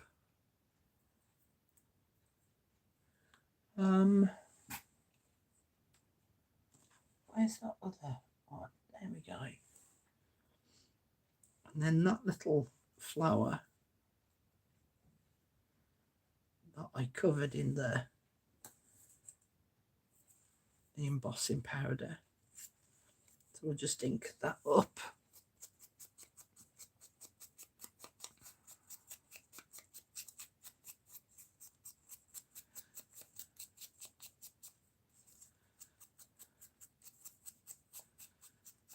It also kind of helps to show that there's movement on the YouTube channel, again for YouTube's algorithms. They're still too wet, I can't use those. Okay, but we're going to put this one on.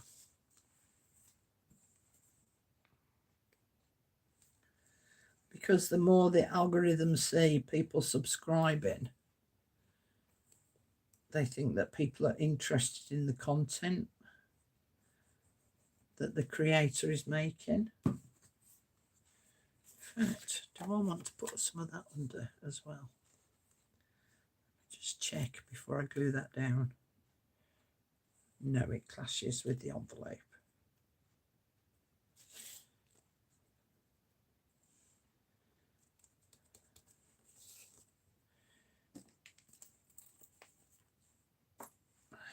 And there. Which is the right way around. That's the back, I think. Okay, so if I put some glossy accents on the back.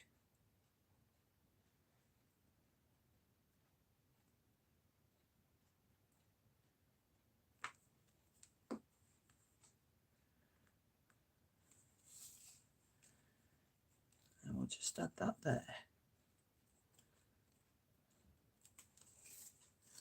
And I might even add some glossy accents on the top once I've gone off camera. I don't want a little labelly thing. A little labelly thing. Let's have a look at my labelly things that I've got.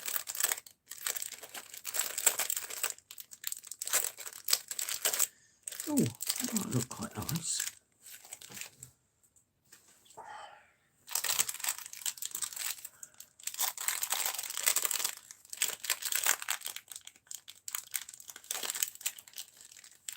Got some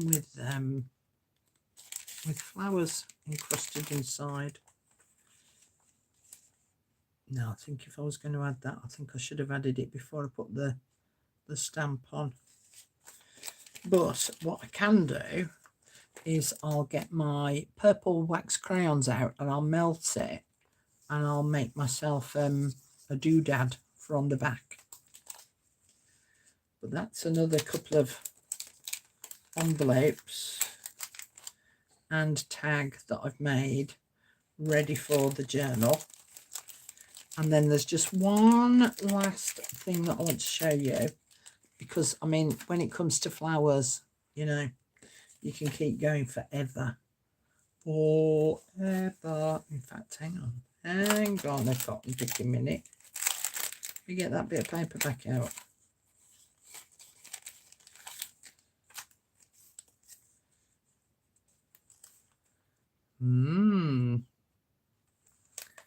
That might work.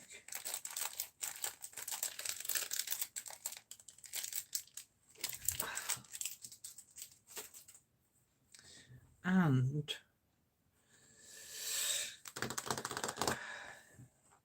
some purple thread. Seeing as we are going with a purpley theme,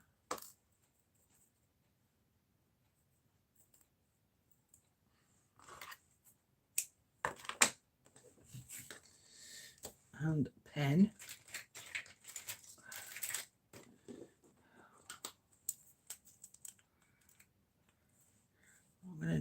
So I'm going to draw some faux stitches around here.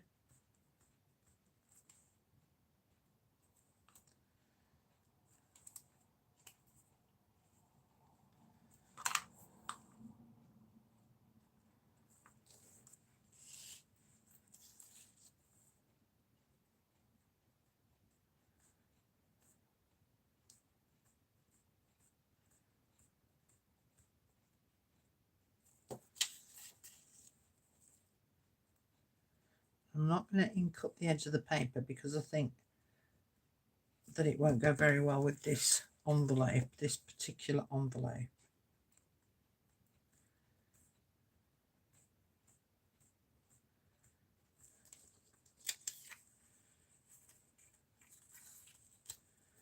I'll do a little bit of ziggy-zaggy.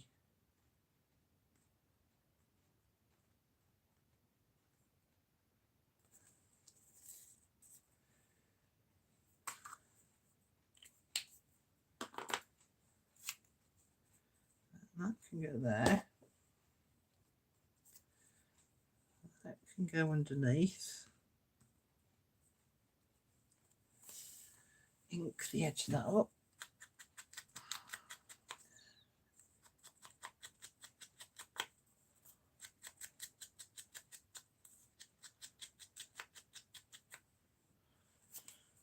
Some glue on the back of that.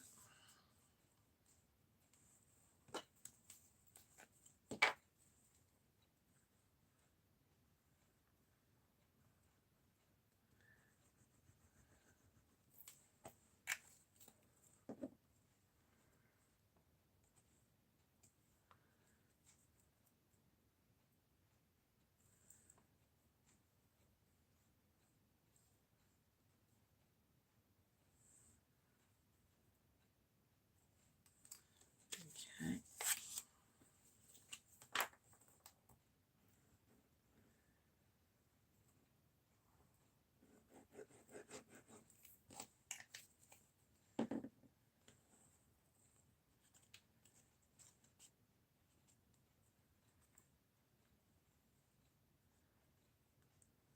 Put that down there.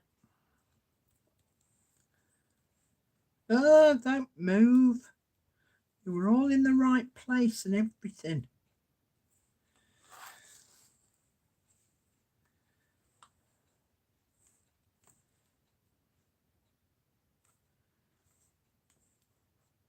See, look, you've lost your shape now. Silly thread. Right. I have to go in again.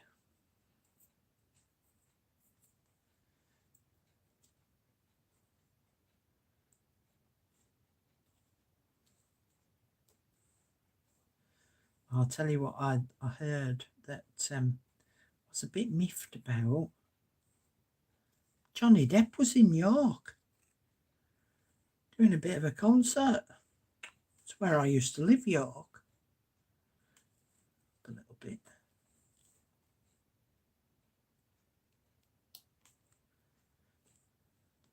He's also been in Birmingham as well and Newcastle.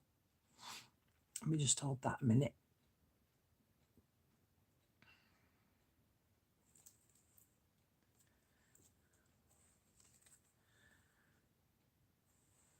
Oh,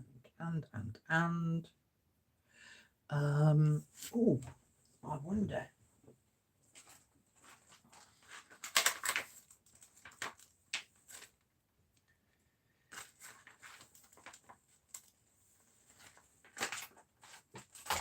You know, when I was doing the was it the faux rice paper, some people were calling it, not that I think that it is, but I did these skeleton leaves.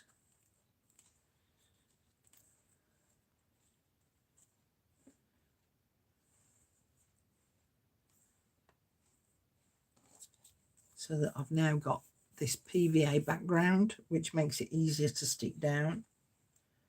So I can put that on there.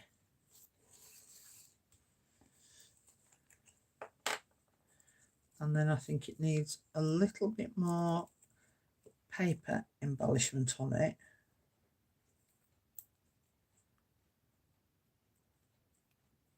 I think I'd need to sort through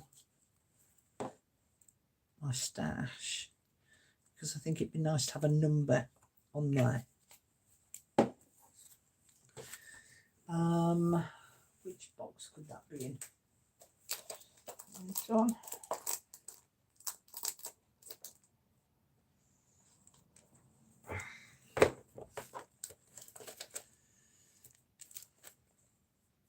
Oh, hang on. I could do the date. Could do a stamp. No, do a number. They're too big. They're the wrong colour.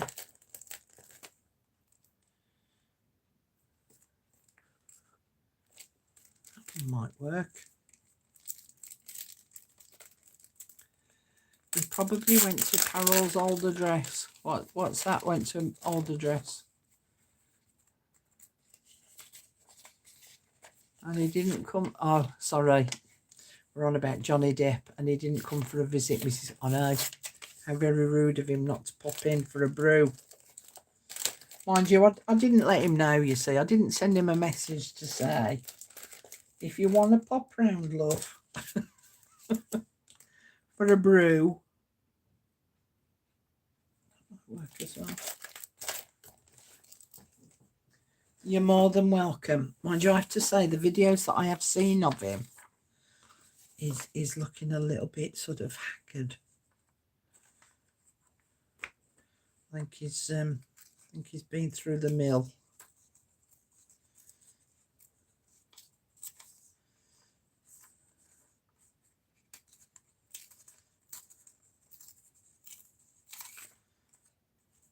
Mind you, he's been travelling about the UK a lot as well, which takes it out of you. So I think with having gone through 6 weeks of a trial, then flying all the way to the UK, and then doing all these shows, no wonder he's looking nicky-nacky noodled. Kind of not liking that. I'm not liking that. This one might be better.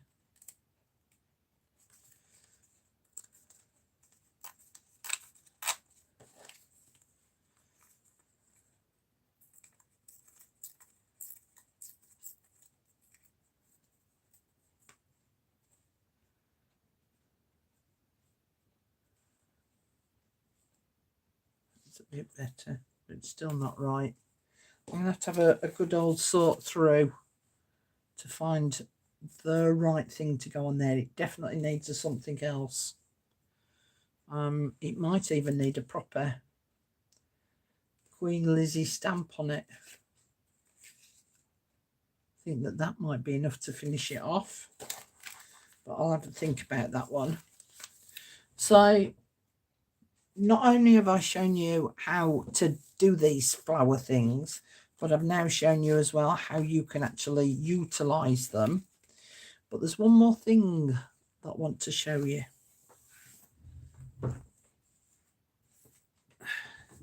Teresa was saying earlier about not having many tools.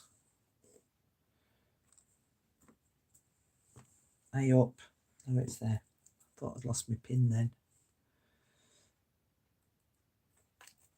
So there is something that you can do as well with lace. So I've got this pretty purple lace, and again, you're just going to have to bear with me because I don't know whether it'll show it up very well. Can you see how on this lace it's all been outlined from the stitching bits? So what you could do is cut around those individual little pieces to give you some pretty flowers. So any lace that you've got that has got flowers on it, have a look at cutting them out. Now this is one that I've been selling a lot in the pop-up shop, which is this one. Oops.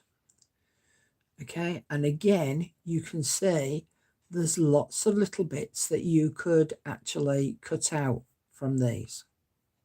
All right. Now, if you didn't want it just cream, you could colour it. Just put these tweezers away because these can be dangerous. They're very sharp. So one is to get your sprays and spray. The other is to get your inks, put your, you know, like your distress inks, or your oxides, and then dampen your lace down and then dip it into those inks. All right, so that's one way of doing it. Another way is to actually paint it. So let me just get a little brush.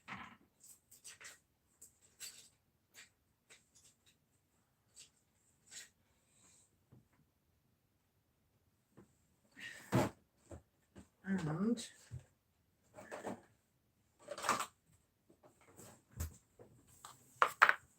my little tray.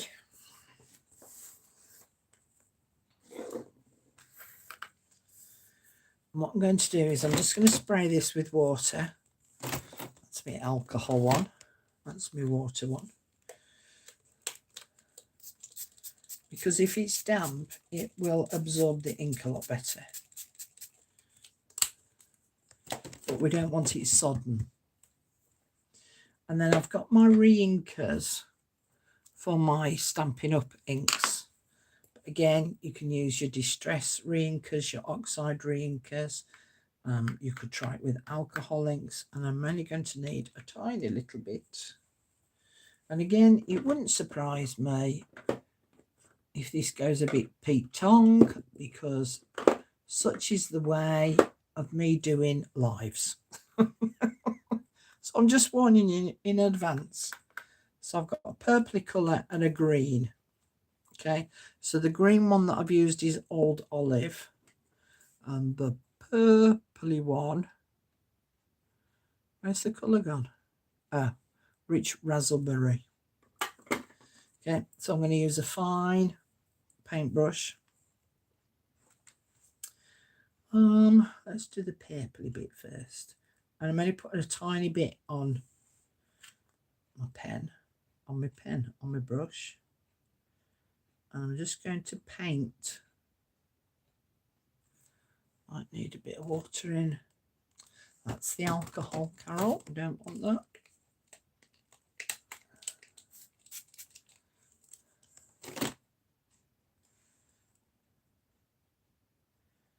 Because the water will just make it spread.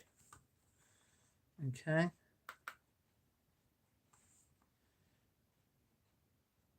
So that if you want to individually paint, yeah, it's spreading too much. I've put too much water on. Told you. Because I'm doing a live, it goes, oh no, we're not going to let you do that, Carol. Maybe I've got too much ink on. A bad workman always blames the tools, don't they?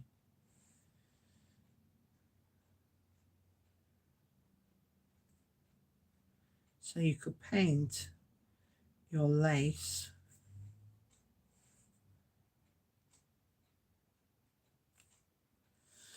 not that I've done that very well. Just as I say, par for the course. So let's have a go at the next one. I'll just dab.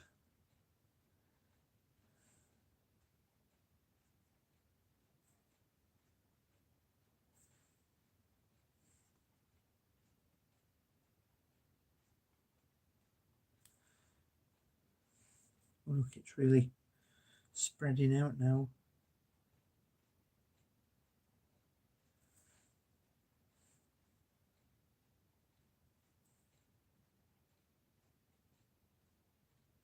But it means then that you can create some pretty painted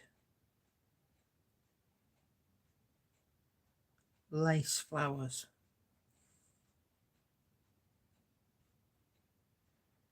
And then once they're dry, you can cut them out in the way in which I've just shown you with that purple one.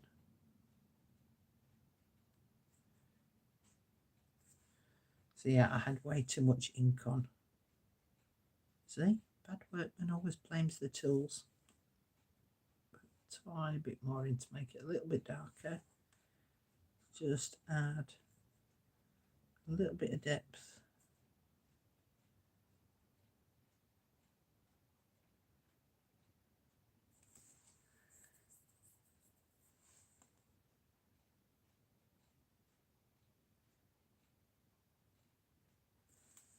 That's better.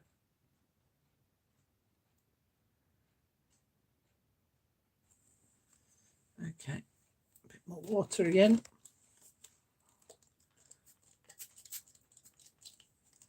So I just want to clean that off. Pick up a tiny bit of green.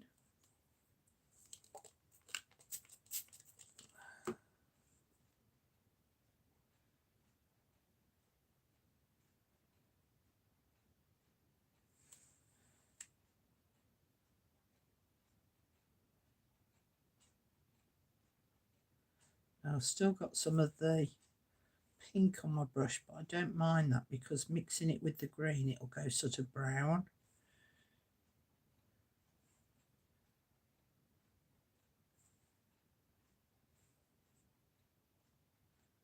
And these are quite vibrant colours, but there's no reason why you couldn't do pastel type colours.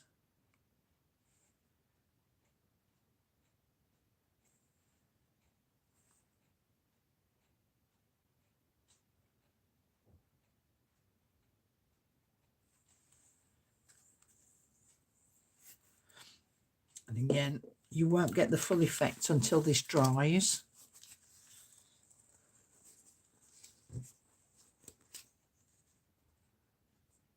Okay, so you can see here, look, I had too much ink on and it just spread like mad.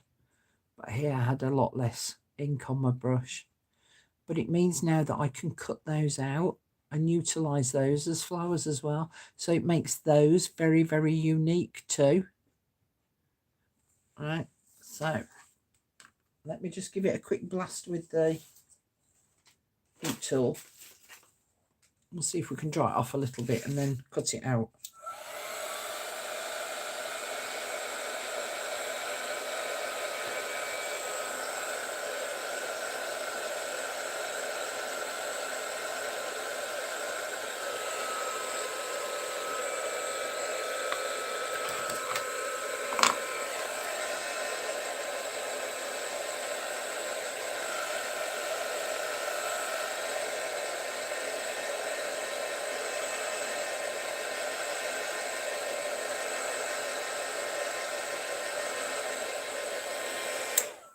So I know what will be quicker.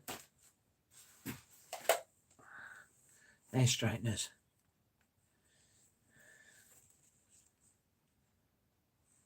I'll dry it off quicker.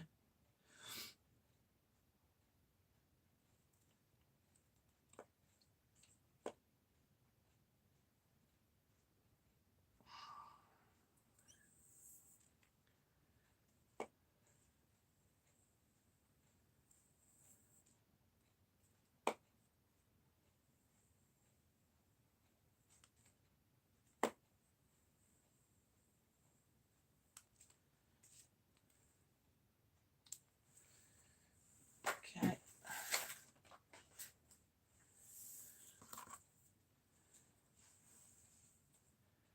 So let's just snip this flower out.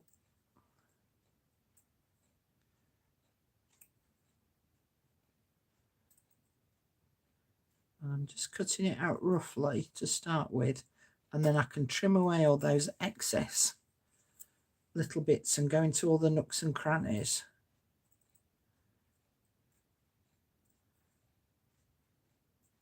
Once I've released the flower from the lace. But it means now that I can match the flowers up with a particular project.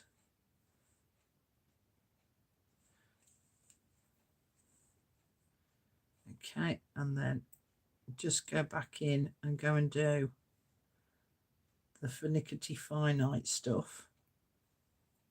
I mean, this is a lot of faffing about, you know. It's not something that you can just churn loads of these out. It needs to be on a day when you don't mind faffing and just having a play.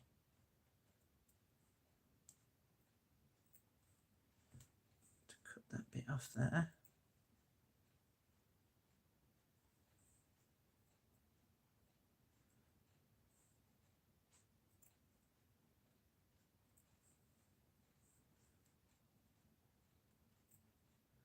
Ladies, I know that some of you have been putting up, oh, aren't you great? Aren't you lovely? Aren't you wonderful coming up with all that? No, these ideas have been about for ages.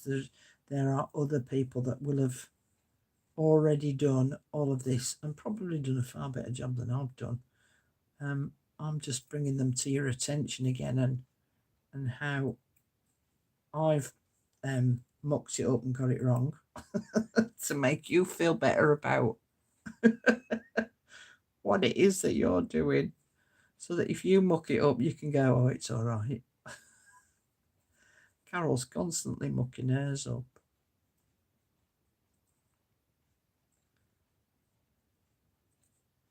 Of course, my eyesight's not what it used to be either, so I'm actually looking at this through squinted eyes with my tongue hanging out, concentrating.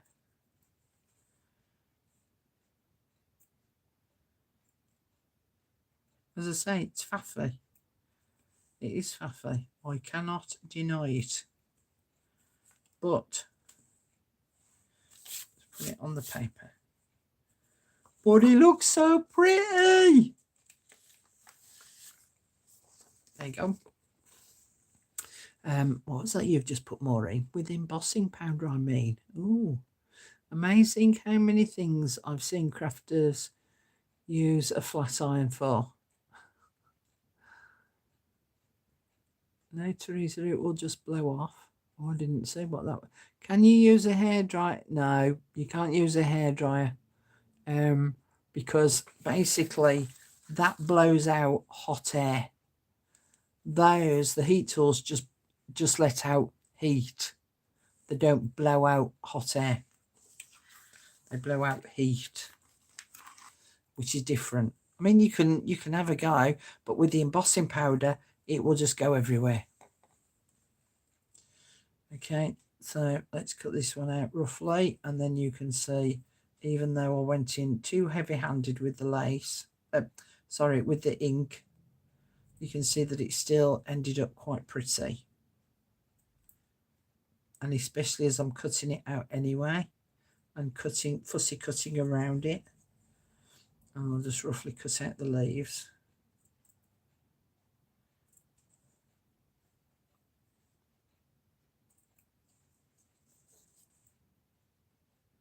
So again, you can just get an idea.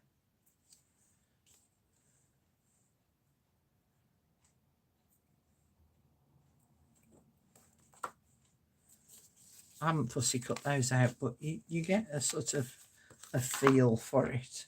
And then that's the one from the lace that I'd already got dyed purple anyway. What's that? My mum used to tell me I was holding my tongue wrong when I concentrated. That's a bit extreme, Mags. Oh dear.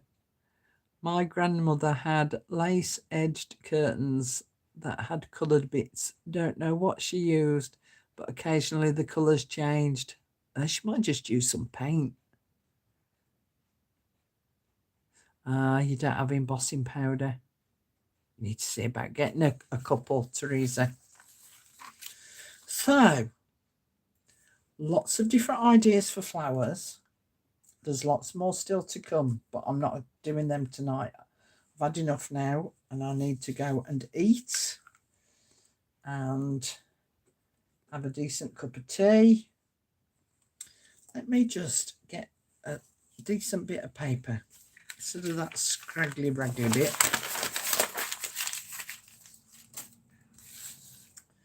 So that you can see a little bit, just a little bit of what we've done. Did you notice I said what we've done? that was the royal we. There was the tag, there was the envelopes with the flowers. There was the watercolory bits, which I know don't have room for. So there's all sorts of different things that you could try. Oh, that's what I was going to show you. That's what I was going to show you. Maureen mentioned it earlier. And I said, yes, I've done one. Can I find it? Can I heck? Hang on. Is it on that one? Yeah, it's on that one. There you go. See? Let me just put all those to one side for a minute.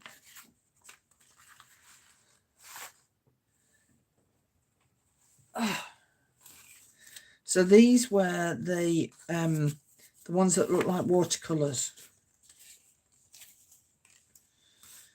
And I just had a go at using a pen, but that pen was too thick. So that was one of my 0.5 pens.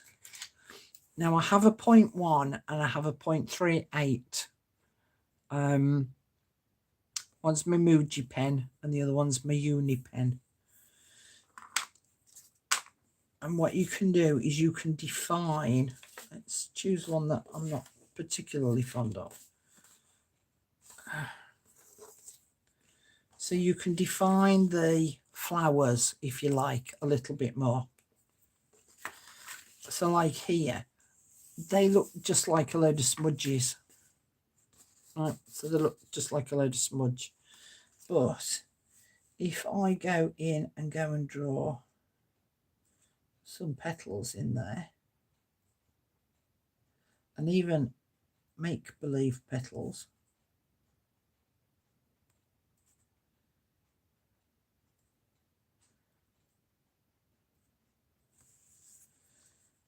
that one looks as though it's got 2 petals there. That one looks as though it's got a petal there, and a petal there, and there, and there, and there. And you don't have to be precise. And then I could do some stalks coming down, and even some leaves going off.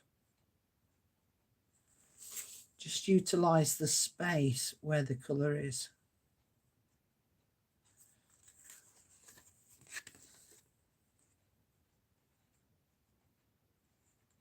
Okay, so you don't even have to be an artist.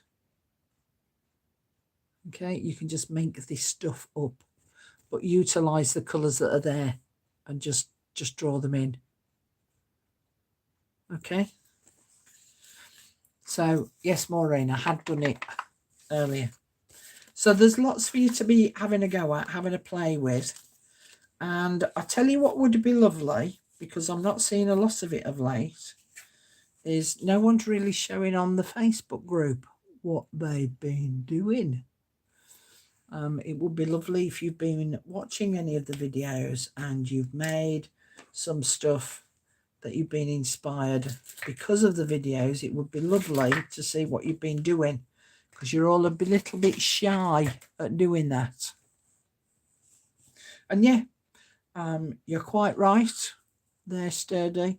If you know, if not everyone's got a lot of money for buying different materials and different equipment, and you do have to end up being resourceful and seeing what you can use as an alternative, which isn't always, in this day and age, a bad thing. So, has anybody got any questions before I go and disappear?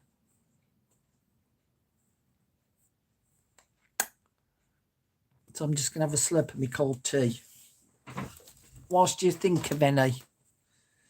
And if you've been new to the live video, because I've not really been watching too much of chat, thank you very much for joining us. I hope that you haven't minded the madness.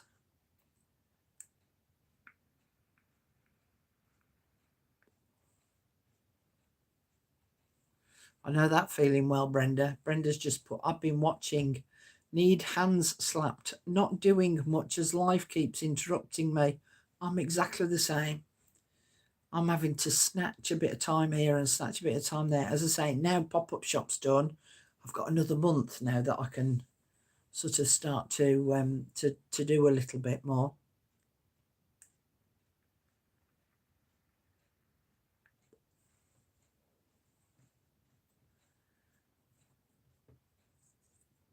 Oh, Rosemary's back. I made it back before you left. Oh, well, in that case, then, I'm going to have to show you what we've been doing. Moved them all to one side.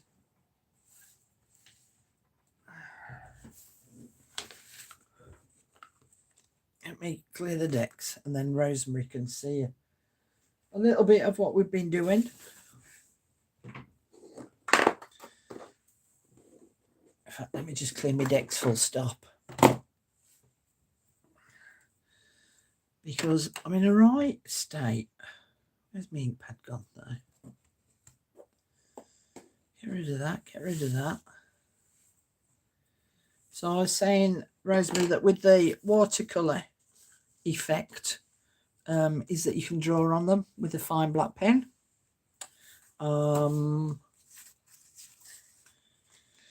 And then we've inked up some lace flowers. So we've inked up some lace flowers. Those were my G-Cur ones. And then we've laminated some of the flowers and leaves that we pressed in the big shop. We coated some flowers in embossing powder. And I've just decorated up my little envelopes from my DigiKit with some of those and with that one. So that's all of what we've done. So there you go. So as I say, has anybody got any questions? Because I can't see any at the moment. I don't want to inundate the pages with my pages book, so I can do a show and tell.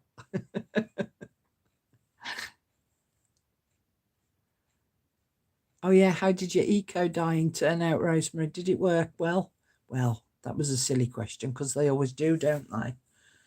You do some beautiful eco dyed papers. One of these days I'm going to get some.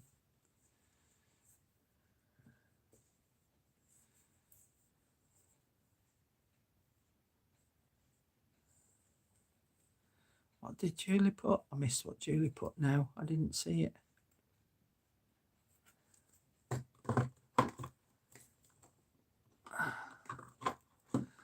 So I think I'm going to go and have a baked potato and some cheese and a cup of tea, and then I think it'll be time for me for bed. Yes, lots of work but fun.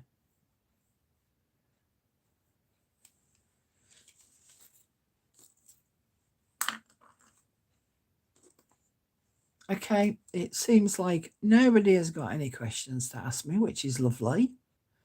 That you all feel confident that you can go off and go and do all these things on your own. And I'm expecting to see lots of pictures on the group of what you've managed to do. And I shall be back tomorrow night with another live. But this one's called Flowers, Flowers and More Flowers. Tomorrow's is going to be portraits, portraits, portraits.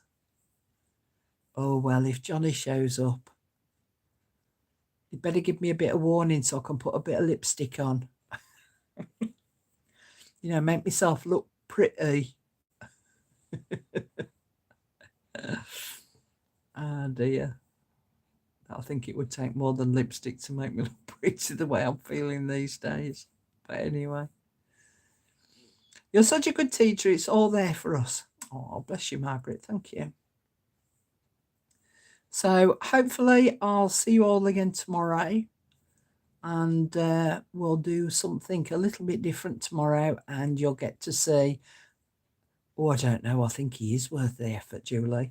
And you'll get to see how my journal is turning out I'm quite pleased with how it's coming along, and I'll tell you the thought process that I came up with, because I lost my way a little bit with it. So yeah, I shall see you all tomorrow. Thanks for joining me. Thanks very much for Margaret and Julie looking after you all. And I shall see you all again really soon. I'll see you tomorrow. Okay, good night. Enjoy the rest of your day for those of you that live abroad. For those of you that live in the UK or Europe, night. Don't let the bed bugs bite. And I'll see you all again soon. Thanks for joining me. Bye. Ta-ra.